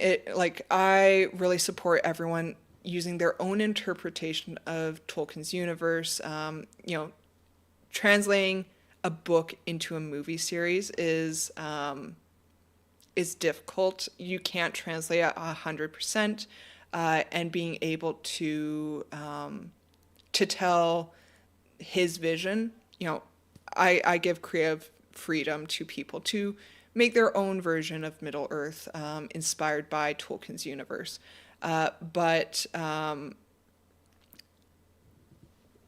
rewatching Lord of the Rings nowadays, I don't appreciate the beginning sequence in Fellowship of the Ring, where there's like, I don't know, it felt very cheesy where they have Sauron in they're like, in the land of Mordor, Sauron, made another ring, and you just see like flames engulf the screen, and it's like, I was like, ooh, nowadays I'm like, that's a little cheesy, but it's that part doesn't stand the test of time so much. And the same thing with Galadriel's little, is in place of a Dark Lord, you would have a queen, and turning all ghost-like, wraith-like, really. Those are two pieces of the movie that I cringe a little bit at nowadays when I rewatch. But overall, the movies are still pretty good.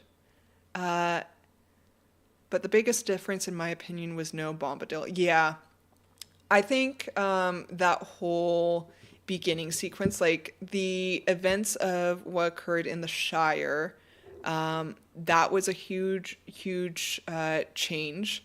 I'm actually kind of curious, because we do know that they have, being written right now, the works of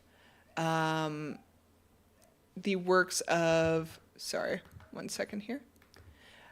We do know that right now in the works, they're writing The Hunt for Gollum.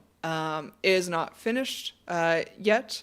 They haven't been able to sign on the actor who played Aragorn, because he wants to read the script first. But we do know that that's in the works.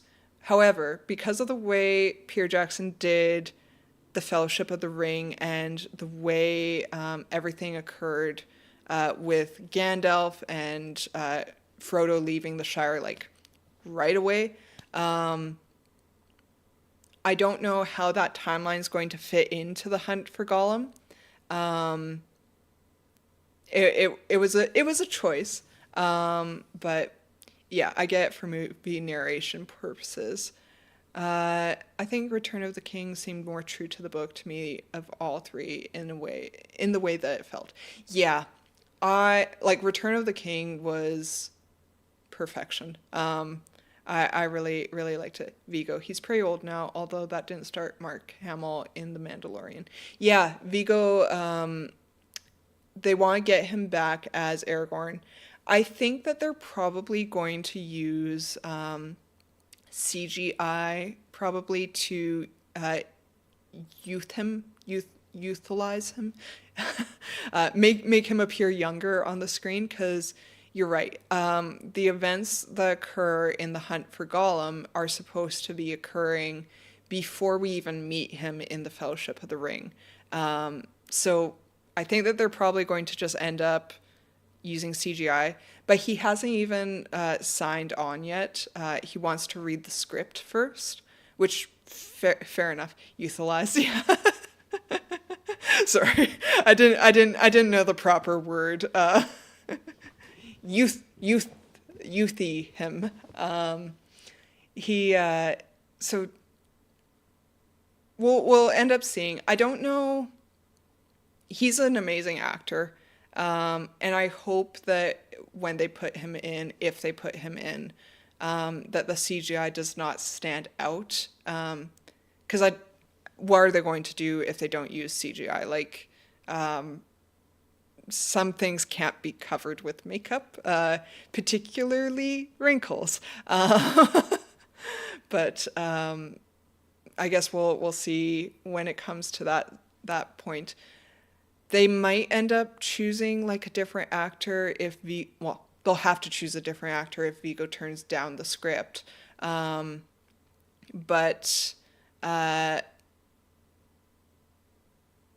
I hope that if they do have to choose another actor, that the new actor has the same enthusiasm for the content that Vigo had, because he was just one of a kind.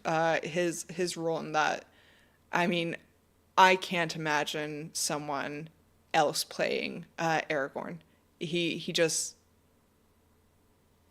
represents Aragorn. There's no one else. Even reading the books, that's all I imagine nowadays. But I guess we'll see. We will see. All right. Let's see here.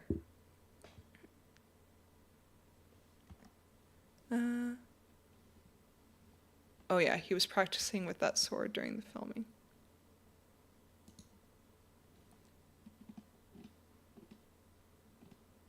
All right, and here's a picture of Glorfindel. That's beautiful art. He's like the best cast actor for Lord of the Rings. Yeah, I could talk for hours about how great of an actor he was, how dedicated to the role he was, like sleeping in his armor and hiking up the mountains so that he would get a real feel for what the characters were going through, like just cool things. Asfaloth. This is a large beast. He's got a dex of 17, strength con of 16, 15, and an intelligence of 6. He's actually pretty intelligent for a beast.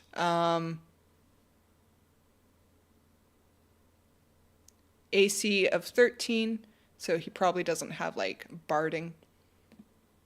Hit points of 51, speed of 80 feet. I think the usual like warhorse stat block is like 60 feet if I'm not mistaken. He is proficient in Dex, Con, Int, and Charisma saving throws. Proficient in Athletics and Perception. Passive Perception of 16. Understands Sindarin but can't speak. And he has a CR1. And he does, he's got one action, +5 to hit, reach 5, 2d4 plus 3 bludgeoning damage. I actually thought that the actor who played Faramir did an excellent job too, and is probably under-recognized. Yeah, Faramir, I will say that the way they represented Faramir in the Peter Jackson films made me a little sad, because Faramir wasn't supposed to ever be tempted by the ring. But I understand why they did it in the films. But the actor, yes, did an amazing job with the role. To be honest, I have no issues with any of the cast. Everyone in Lord of the Rings did a remarkable job. I can't imagine anyone else playing any of those roles. It's just, there's a reason it's still a masterpiece 20 years later. Eristor. Eristor is accounted as Elrond's closest friend and wisest counselor. He has stood by his master's side for several millennia and was present when they first discovered the Valley of Imladris. Holding the office of Librarian of Rivendell, he is a skilled scribe and illustrator of manuscripts. Among his most notable talents is the brewing of Meruvr, the cordial of Imladris, though a process known only to him. So this is a generic stat block. Wisdom of 18, Int of 16, and Charisma of 14. He's described as cunning and faithful.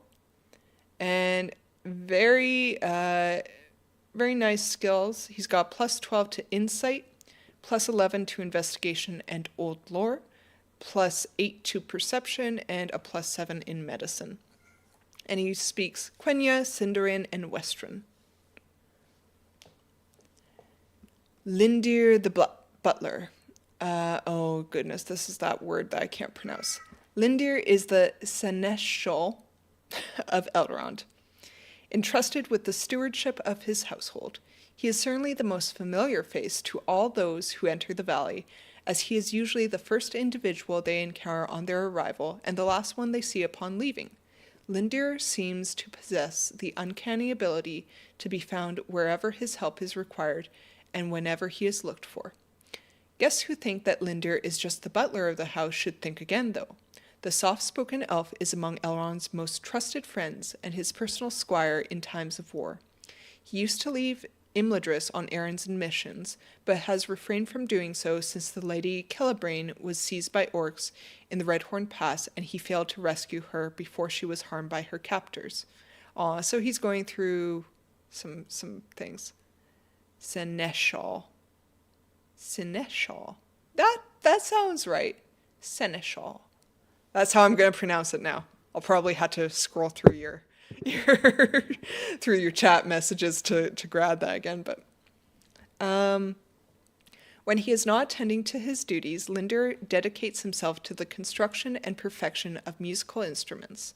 Probably the most accomplished luthier east of the sea, Lindir also possesses a most musical voice, but he is not easily persuaded to sing in the presence of listeners.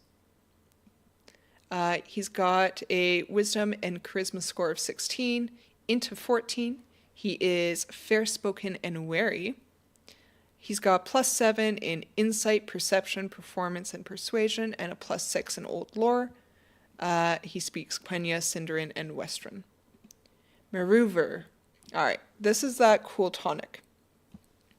The traditional cordial of Rivendell is a clear and colorless liquor with a warm and pleasant fragrance. Flasks of maneuver containing up to 10 draughts are often gifted by Elrond to guests of Rivendell who are leaving for a long journey. Here are the effects associated with Arestor's most popular Maruver formulations. Medicinal tonic. As a bonus action, a player hero can drink the tonic to regain a number of hit points equal to XD4 plus X, where X is a number equal to the player hero's proficiency bonus. Oh, that's cool. So it's a scalable potion of healing.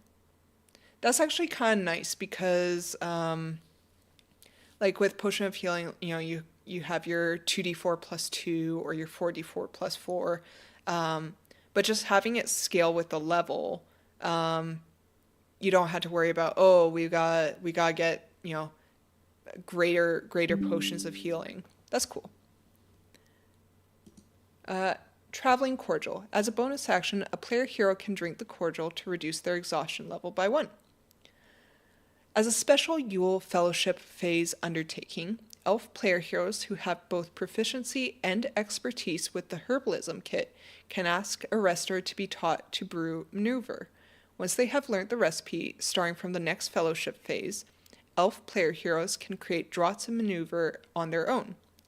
As a special fellowship phase undertaking, you can create a number of draughts of maneuver, either medical tonics or traveling cordials, equal to your proficiency bonus, or to 5 times your proficiency bonus during a Yule fellowship phase.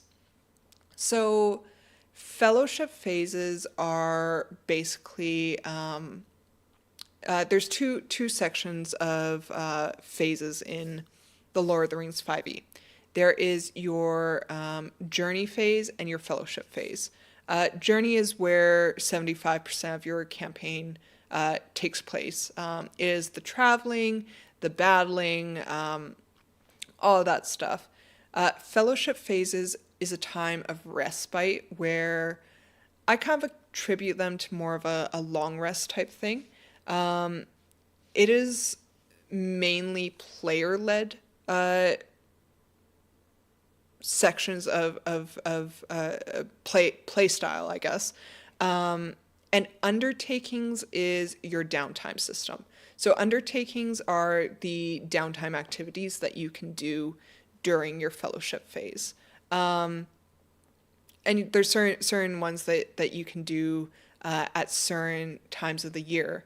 Yule is basically the Middle Earth equivalent of Christmas, and Yule is a longer period of rest that spans sometimes as long as a month or so in game time.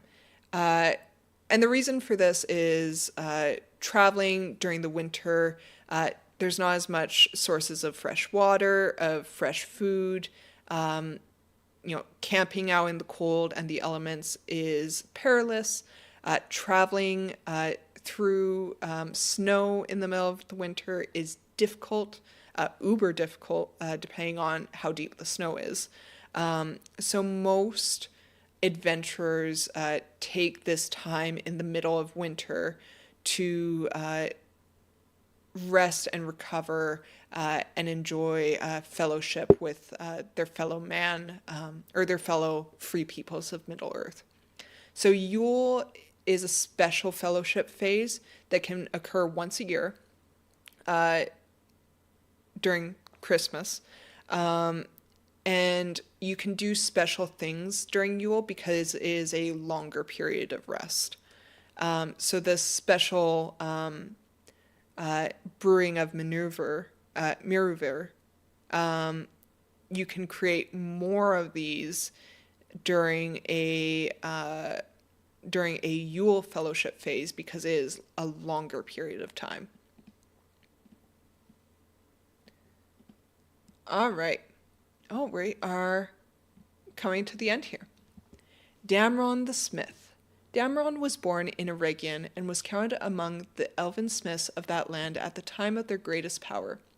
He was still an apprentice when Hollin was overrun by Sauron, and he was rescued from its ruin by Elrond himself, who carried his badly burned body for many miles. Are you thinking about the fellowship phase stuff?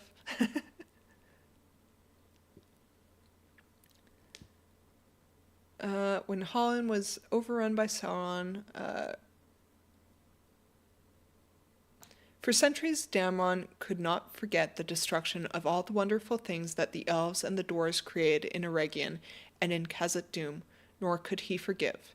His spirit found some peace only at the time of the Last Alliance, when he helped arm the host of Gil-galad and Elendil. Damron is a tall, strongly built elf with dark hair and piercing green eyes. An elf of few words, he is in charge of the smithies within the caves of Nardarthal, and he is seldom to be seen outside them. He has a int of 16, wisdom of 12, and charisma of 8.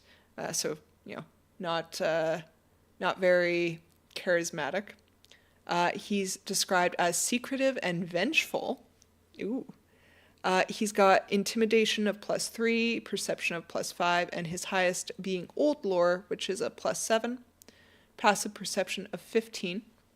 And he speaks Quenya, Sindarin, Western, and Khuzdul, which is, if I remember correctly, a dwarven language. Yule, yes. It's actually really cool the way that they do the Yule system in LOTR5e, because I am a Canadian, and I live where there is a bunch of snow during December, January, really a good portion of the year. But December and January are particularly snowy, particularly cold, and it has always seemed odd to me that adventurers just continue on the road during this time of year when if you have ever tried to trample through 2 to 3 feet of snow, you will realize that it is not fun. You can't get very far. Sleeping on the snow is not a good idea. Not only are a lot of animals, sheltered in and not going to be wandering about for your trapping or hunting perusal, but animals that are a little bit scarier, like wolves, are also going to be on the prowl for food. And lo and behold, they come across some plump adventurers, and they would very quickly decide, yes, you look like a great meal. So I really like the way that they do the Yule phase in this, because it feels weird to me to be like, oh no, the snowplow was out on the trail this morning. Hibernation is a thing. Yes. As far as like bears, there's a few predator type animals that will be in hibernation. A few food source type items, lesser creatures like maybe not squirrels. I'm trying to think of some animals that hibernate. My brain's going to like rabbits and chipmunks, but I don't even know if they hibernate, to be quite honest with you. Maybe certain types do. I'm just trying to think. Squirrels definitely don't hibernate. I know, because I have tons of them trying to steal from my bird feeder. The secret of the Elven Smith. Unbeknownst to most, Damron was an apprentice to Celebrimbor himself, and it is said that he assisted him in the forging of the Seven and the Nine. The shame and anger over Sauron's treachery and the slaying of his master still burn fiercely in Damron's heart.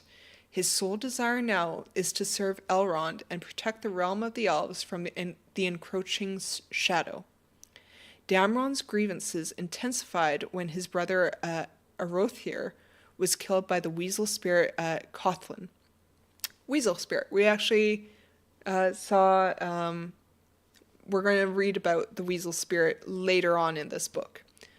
Drawing on knowledge he acquired from Sauron himself, who had disguised himself as the Lord of Gifts, Damron forged the black blade Methacharn and enchanted it with curses of vengeance and death.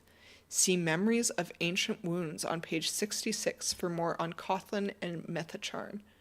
Ooh, I want to read about this blade. Where is this blade?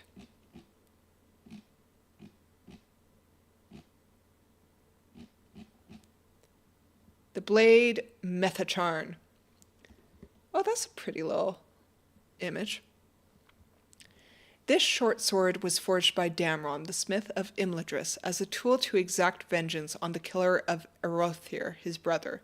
The smith forged it using iron that fell from heaven as a blazing star, and employing knowledge he once gained from the Lord of Gifts himself long ago in Eregion. Just using Sauron's dark arts.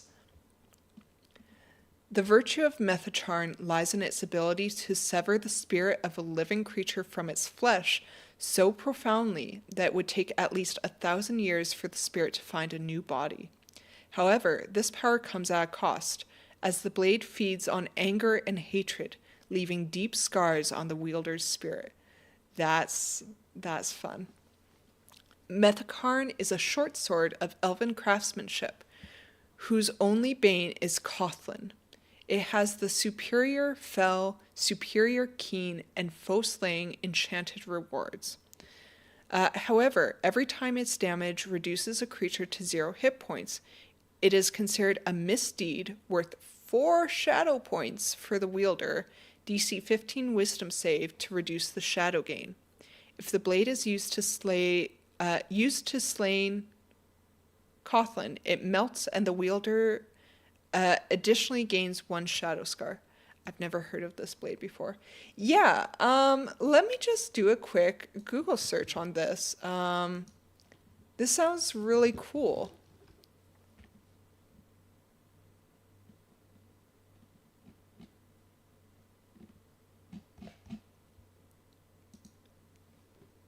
Methacharn. Maybe I should search. Shadow points. Yes. So, interesting mechanic in Lord of the Rings 5e is the shadow point system. So in I'll try and make this as concise as possible.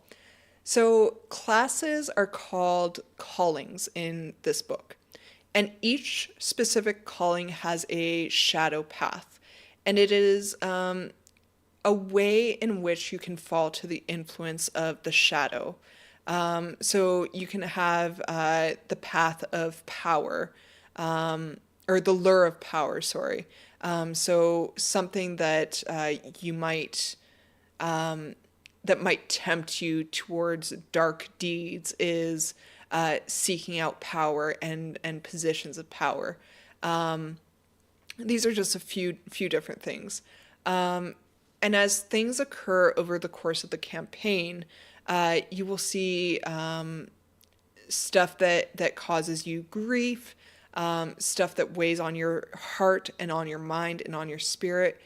If you make any choices that are considered misdeeds or maybe more self-serving or dark in nature, you can gain what's called shadow points. And when you get when your shadow points equal half of your wisdom score, you gain a new condition in the Lord of the Rings system. Off the top of my head, I can't remember what the condition is called, but this condition makes it more difficult for you to perform skill checks and attack actions. You basically make things at disadvantage. When your shadow points equal your wisdom score total, you gain a second condition called miserable. And when you're miserable, it is like a really, really heavy exhaustion level. You let me bring up the full thing here. So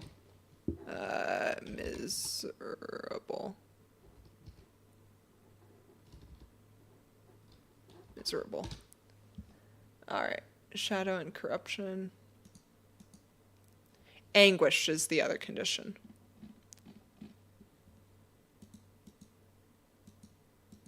Let me find it here. Here, there. All right.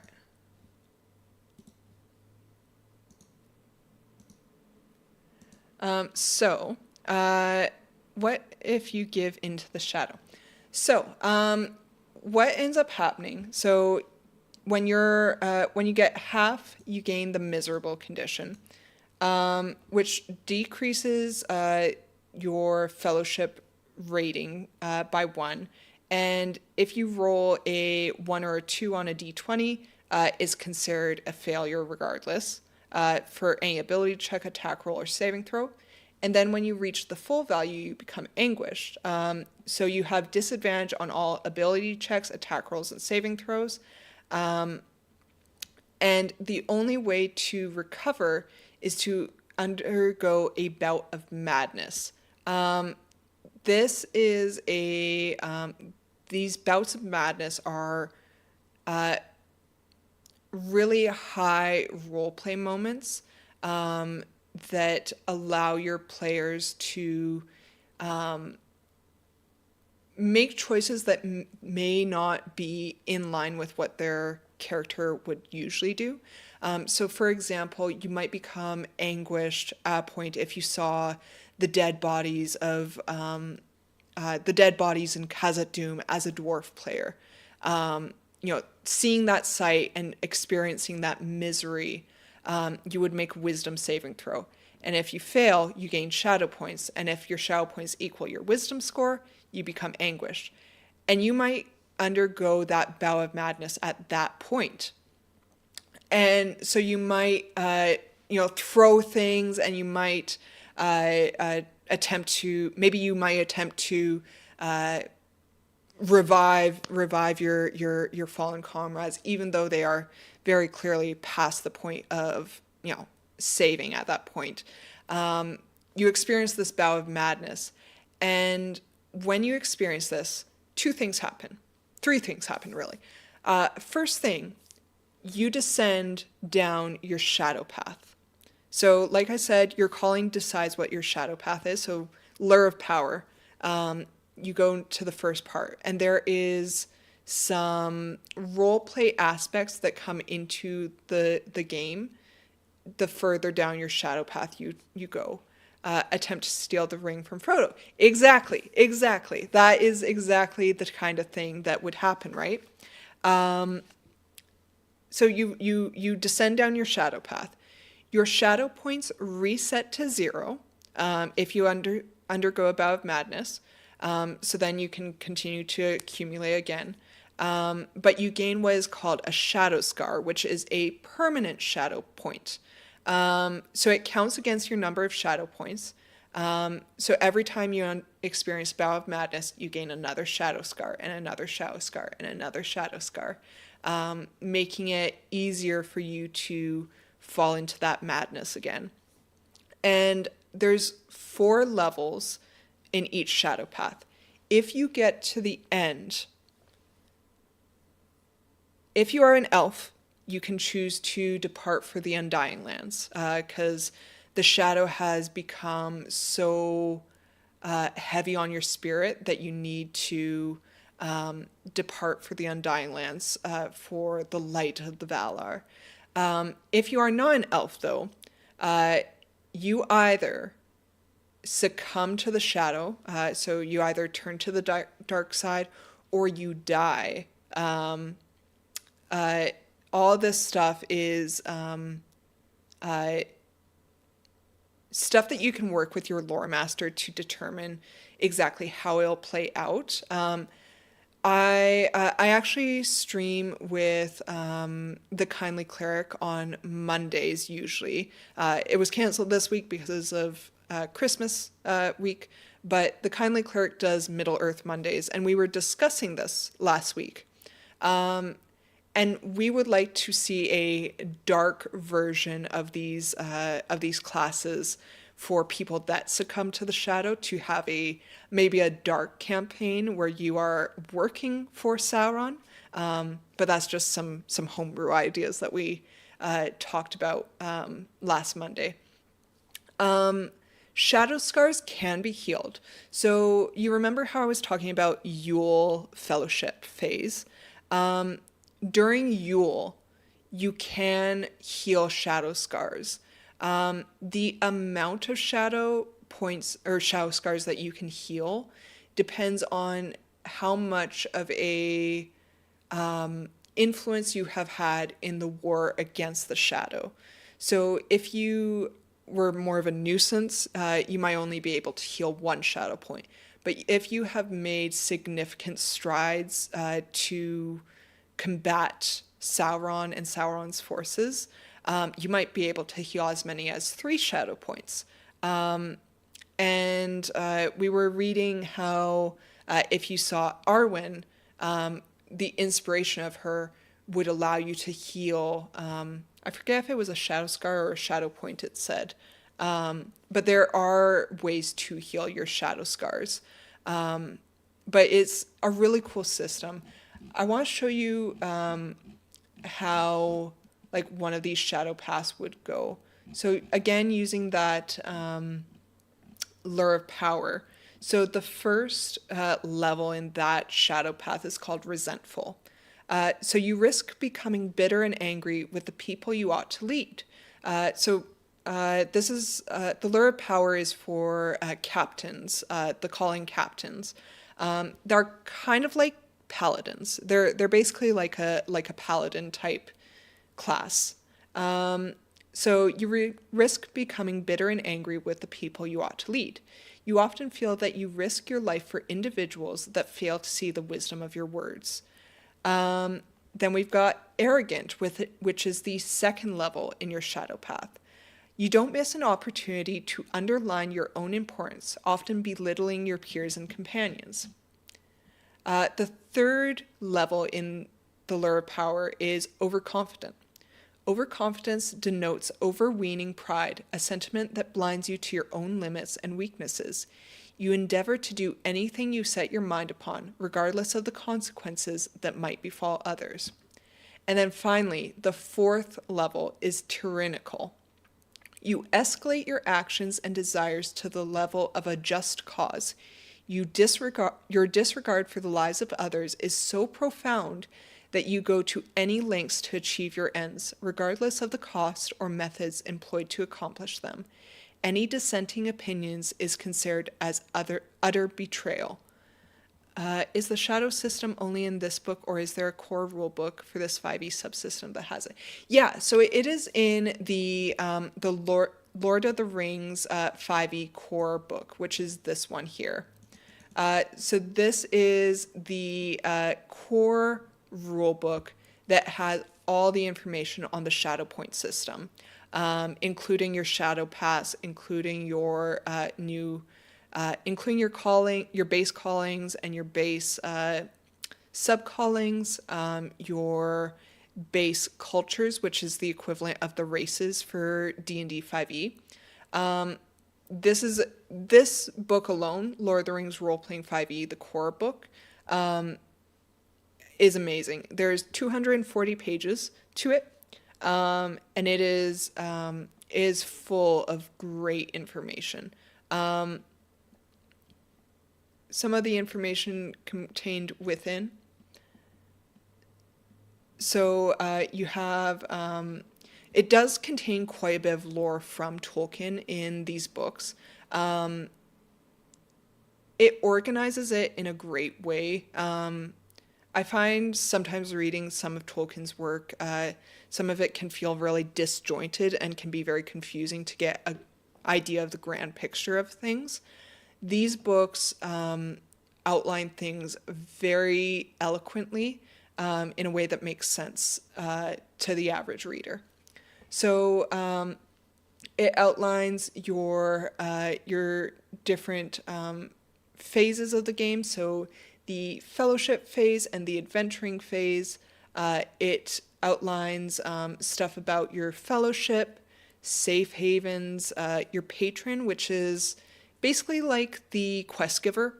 Your patron is usually a powerful NPC that exists in the Lord of the Rings universe. So you can have like Bilbo, Gandalf, Cerdane, you can have Balin.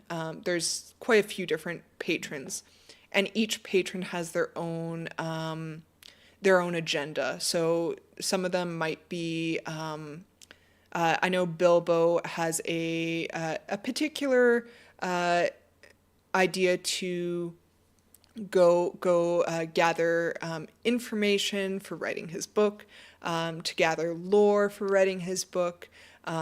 So if your players had Bilbo as a patron, the types of quests that they go on might be different than what they would do if they were working for, say, Gandalf. To be fair, I like the shadow point system better than the alignment system. Absolutely. The alignment system in 5e,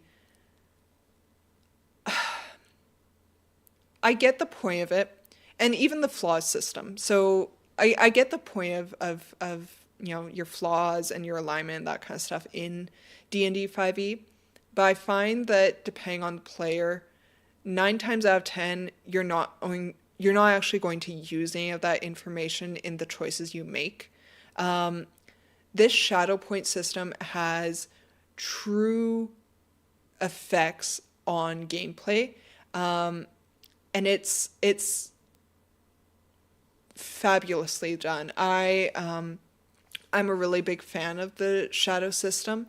I think that it allows you to introduce darker aspects of the characters without making it feel like you are forcing something that doesn't make sense to the players.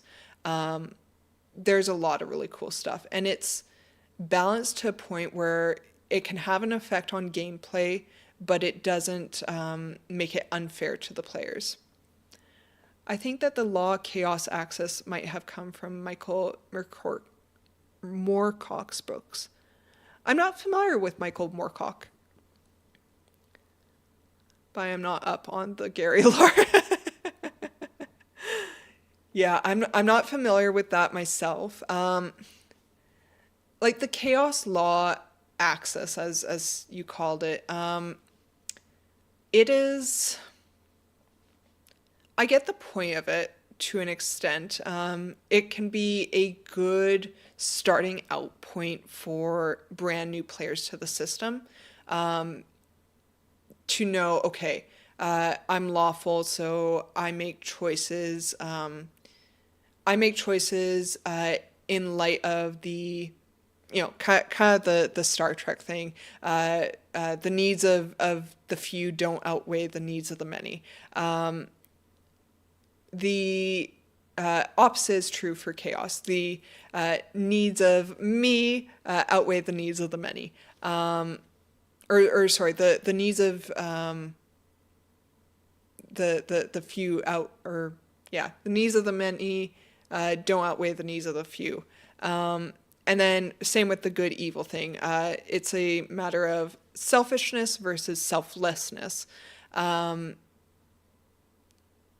But I find that most of the time your players are just going to play whatever character they want to.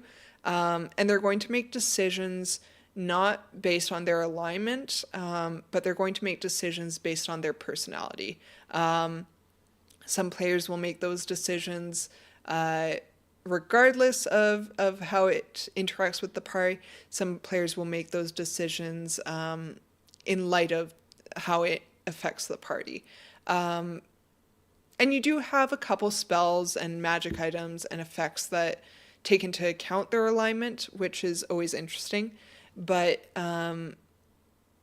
it doesn't really have an effect on gameplay unless the dungeon master makes it have an effect on gameplay. The shadow system,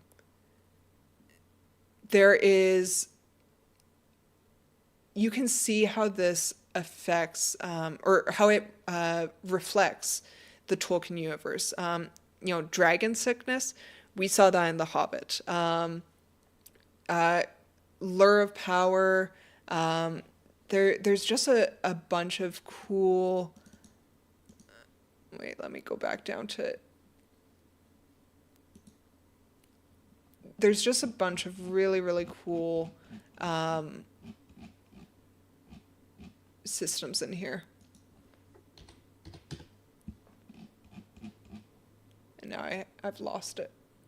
Virtues Council.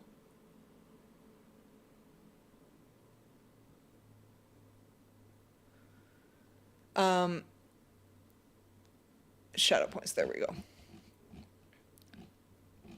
But there's a bunch of different stuff that can add to your shadow points. So sources of shadow include dread, greed, misdeeds, and sorcery. So there's a bunch of different stuff that can play into what you decide to do as a lore master. Then you might want to look into Michael Moorcock. He wrote the Elric saga and several other sword and sorcery series. Elric of Melnibone was the OG White Wolf before the idea was ripped off by the Witcher author, which, although I have only seen the NF, Witcher Geralt does not even come close to Elric or Stormbringer, his soul-sucking sword, who is an amazing anti-hero. Cool. I'll have to look that up. Let's see. What is his name? Michael Moorcock. Books. Let's see. Elric. I'll have to check this out. I'm currently reading the Wheel of Time series right now, which is really getting my inspiration going for all things Middle Earth, because the Wheel of Time series is another like high fantasy series, and it shares a lot of similarities with Lord of the Rings, and it's I think there's like 14 books in the series, and each of them is like 900 pages long or something like that.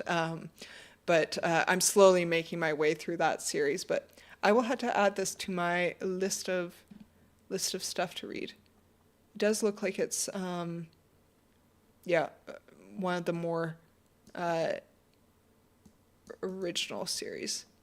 Cool. Thank you for the recommendation, Mark Song. That's awesome. All right.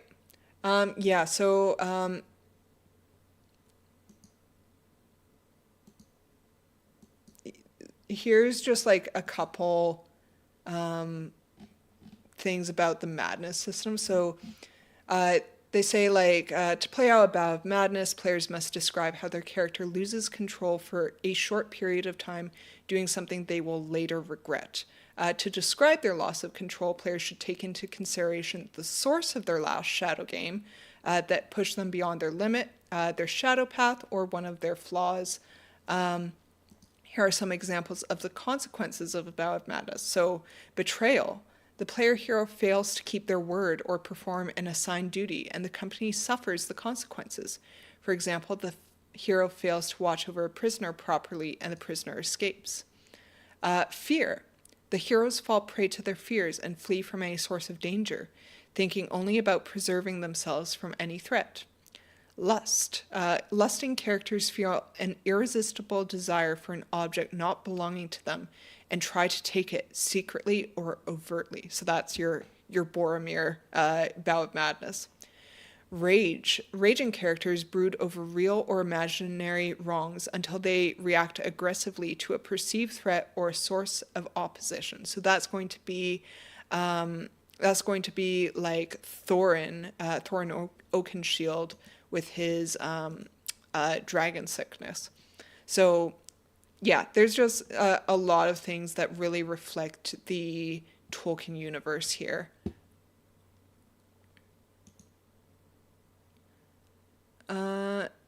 There are so many republished versions of the Elric saga to navigate through. So the first book to start with would be Elric of Melnibone. Perfect. Yeah, that was the first one it showed on the Google search I brought up there. So I will be sure to check that out. I love reading. It's something that I've really appreciated, especially with so I'm a mother of a almost 9-month-old baby now, and especially in those early days, I was up all hours of the night, having to be quiet because my husband was sleeping, and having an audiobook or an ebook available so that I could read something while I was looking after my baby was fantastic. I really appreciated being able to catch up on some light reading. Oh, thank you for the follow, Mark Song. I appreciate it. Yeah, so there's a lot of really great things with this Lord of the Rings system. If you guys like what you are reading, I cannot recommend it enough. This system removes so many issues with D&D 5e. Their reward system removes a bunch of balance issues, where they actually have the power level of your items scaling up with your level. And we kind of saw a little bit of that hinted at while we were reading that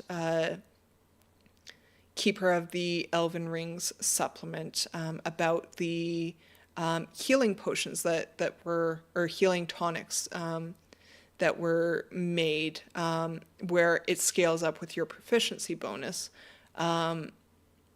Similarly, magic items or famous armors and weapons scale up depending on your player level. So I believe usually with items, you get 3 different traits associated with them, or 3 different rewards. And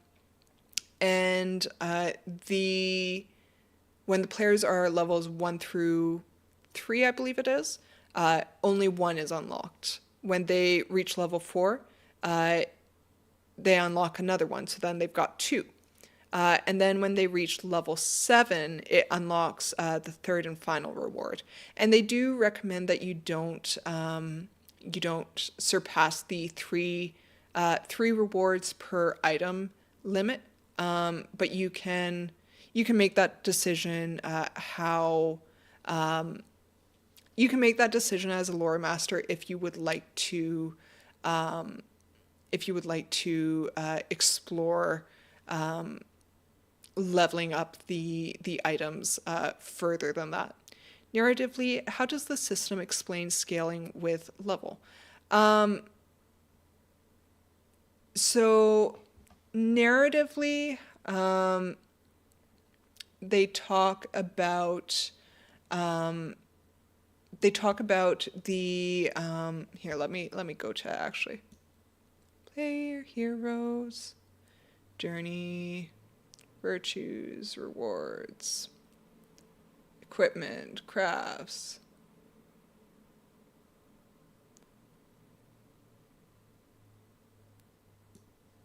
All right, callings. So, narratively,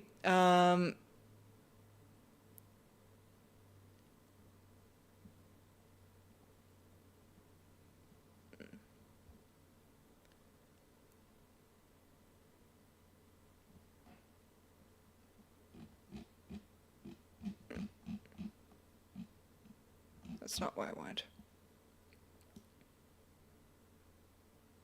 Is it up here? It might be up here. I gotta find it now. They do have something in here. Backgrounds, culture, no.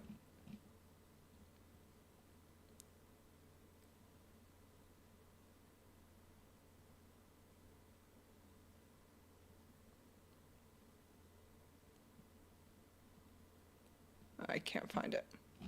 Maybe it's in a different supplement. But in the books here, it works very similarly to how D&D 5e would be. As you face down more powerful foes and become more experienced with your sword or your crafts, or you're more eloquent with your words, you have an opportunity to level up and become more powerful and maybe try to do different things with your calling. By the way, do you have a Discord and do you stream D&D games? Yes and yes. My Discord is, there. Down here, I just have my my Discord username. I don't have a public Discord available for my streaming stuff. However, I am a admin on a large D&D Westmarch server.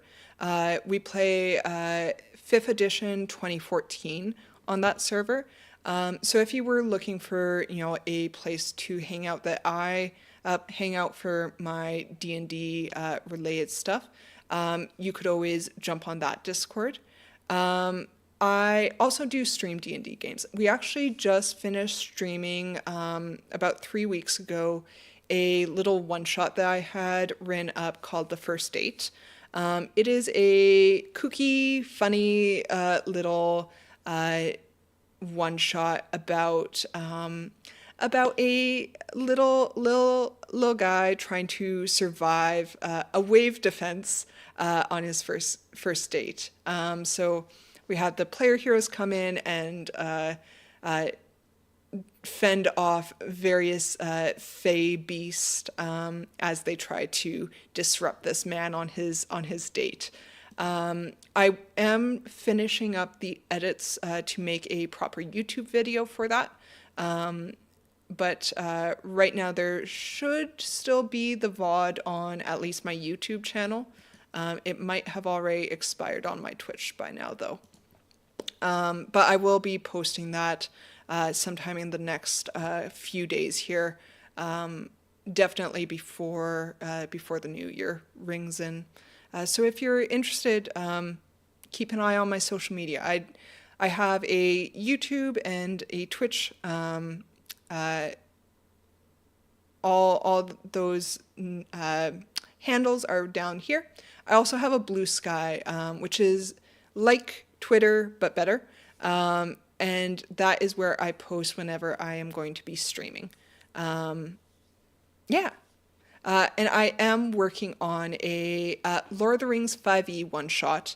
It is called Of Ill Fillings and Miscrust. It is a Shire-based adventure, a whodunit adventure. My players are currently having busy schedules for the holiday season, but I'm hoping in the new year we will be able to announce a upcoming date for that one shot. I'll keep an eye out. Do you ever stream on Tuesday nights? I don't typically stream in the evening time, just because of my baby's sleep schedule. So he tends to sleep in the mornings, which is when I try to stream, and then in the afternoons and the evenings he usually only takes about 45-minute naps, so it doesn't give me a whole lot of time to stream. But if I do stream in an evening, it would be typically on a weekend, so Friday, Saturday, Sunday. And the reason for that being because my husband is usually home from work at that point. So I would be able to jump on stream while he looks after the baby. Yeah. All right. So yeah. So back to Keeper of the Elven-Rings. Let's see. So,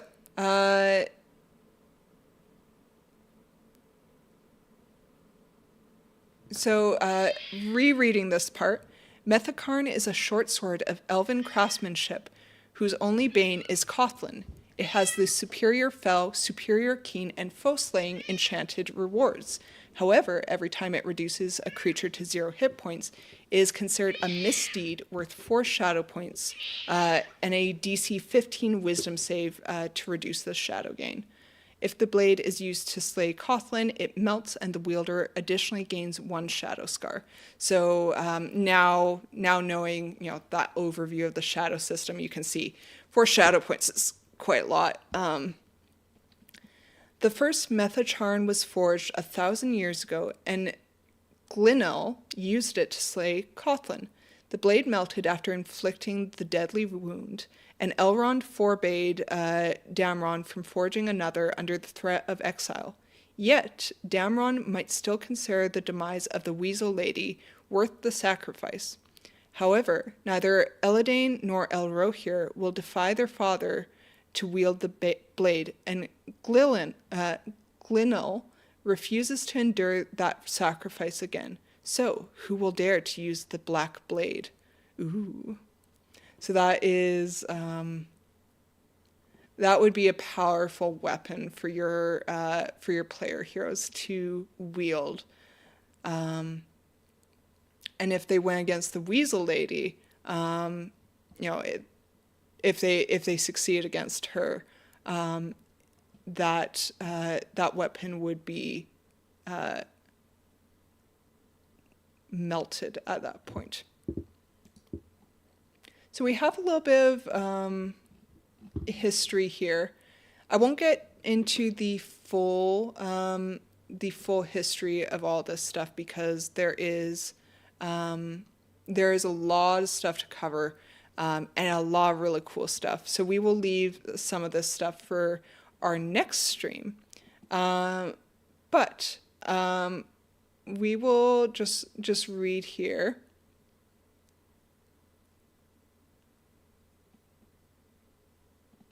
Let's see. The forging of the Black Blade. So in 2974, so that is approximately 20. No. Yes. 20 years after, 19 years after the events of, or the date in which our adventure is usually set. And I like the way they do this in these books because they give us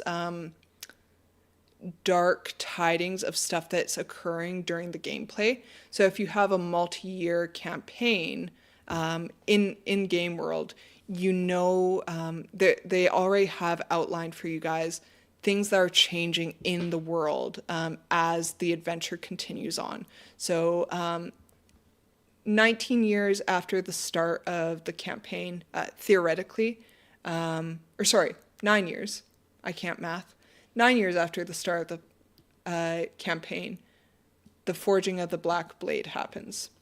Damron completes the forging of Methakarn and discreetly asks one of the player heroes to wield it, as the sons of Elrond won't defy their father's orders. Meanwhile, Cothlin drags Dagur down the mountains to devastate the upper vales of Brunnen. The woods on the slopes of the mountains are all kindled, and high columns of smoke rise to the sky, marking the slow advance of the great monster. Elrond assembles a group of heroes to slay the monster. As they approach the creature, waiting for them on a naked hill rises the bottom of a deep valley. They remain unaware that Cothlin is hidden nearby, poised to pick them off one by one with her red feathered arrows. I don't see Methacharn anywhere in a Google search. Yeah, let me look up this Damron. It might be oh, maybe I should add Lord of the Rings.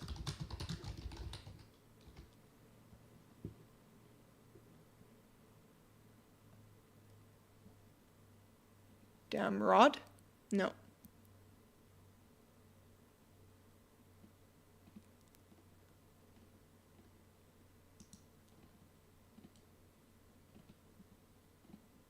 I don't see anything on a precursory look online, but Damron, Rivendell. Oh, wait. I do have. I found Damron, at least.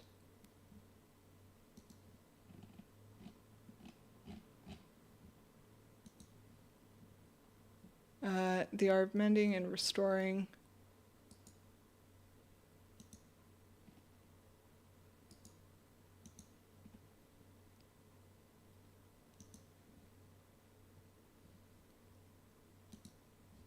He is a smithy of Rivendell.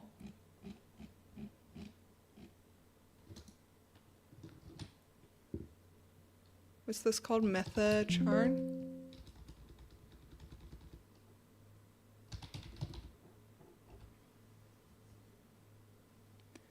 Maybe this is non-Tolkien. It could be. It could have been an addition that they made. Something to introduce like a weapon. Oh wait. Oh wait, no. That is. I'm just trying to see if I can find anything here.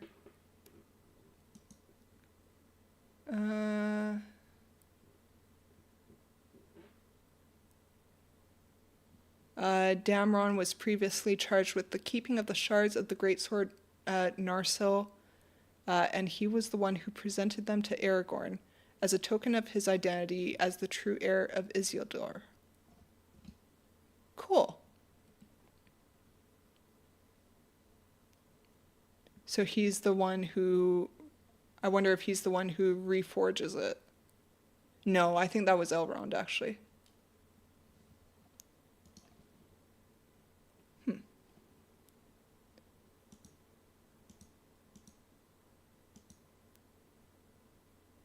Yeah, I can't find anything about this weapon. That's still cool, though.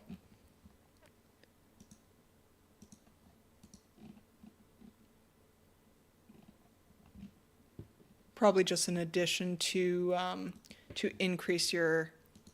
You found Damron in canon token. I found it on a website called AnyFlip,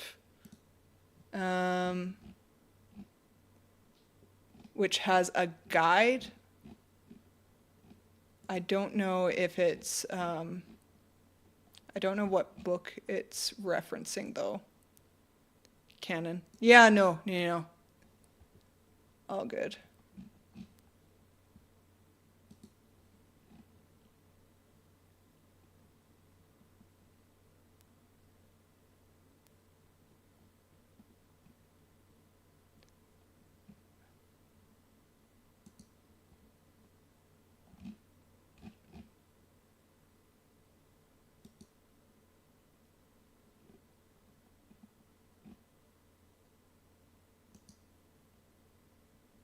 I can't find anything else here that's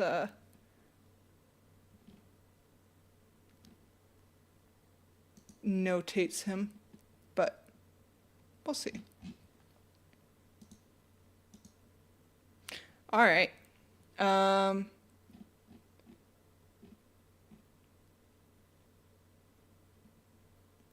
last resort. If Cauthlan and Dagur seem poised to achieve a definitive victory, Elrond Half-Elven resorts to a desperate measure, wielding the power of Vilya, the mightiest of the three. He summons a great wind and commands the river to rise in fury. A raging storm unleashes waves of water, wood, and stones, sweeping through the valley and washing away the monster and everything else in its path. Unfortunately, such a formidable display of power is likely to signal the ring's presence to the servants of the Dark Lord, for his spies are many.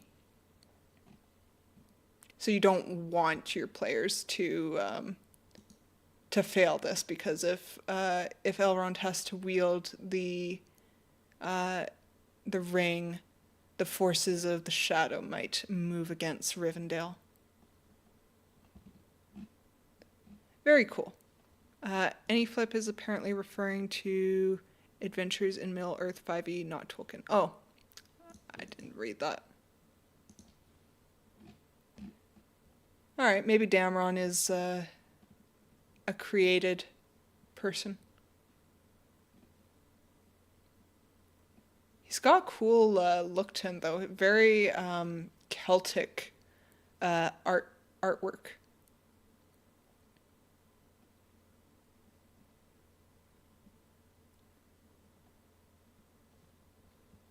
Very neat. All right. So,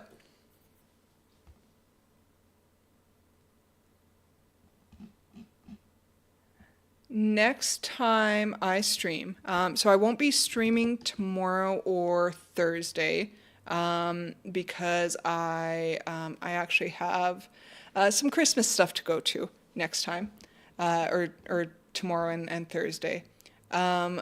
But I do hope to be streaming to you guys, hopefully either New Year's Day or the day after New Year's Day. On the 30th, I believe that I am going to be streaming with the Kindly Cleric for Middle-earth Mondays. So if you do not watch the Kindly Cleric already, the Kindly Cleric is a lovely other streamer who does Lord of the Rings and D&D content. So you can check me out on the Kindly Cleric next time I stream. which is Middle Earth Mondays, Monday at 8 a.m. Eastern Standard Time. I believe that we are supposed to be streaming this 30th. Cool, nice to meet you. I appreciate that you are doing this sort of content. Thank you so much, Mark-san. I'm glad that you got a chance to be introduced to this system. Like I said before, it is a favorite of mine. And I hope that you get a chance to join me for future streams. Next time I stream on my channel, I am going to be going into our overview of Lothlorien in this Keepers of the Elven-Rings series. So if you guys don't already you don't already own the book here, you can join me next time as we delve into that. Let's see here. Let's see. Is anyone I know streaming? I do not see anyone. Delve into that. I don't see anybody I know streaming. That's okay. But I want to say thank you everyone for joining me today.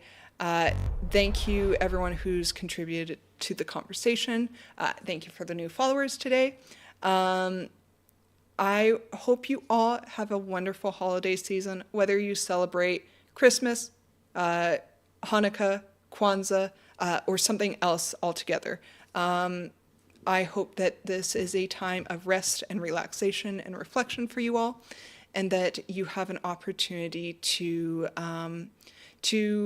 appreciate anything that has happened this year, or heal from anything that has happened this year, and move into the new year with a fresh heart and a rejuvenated mind.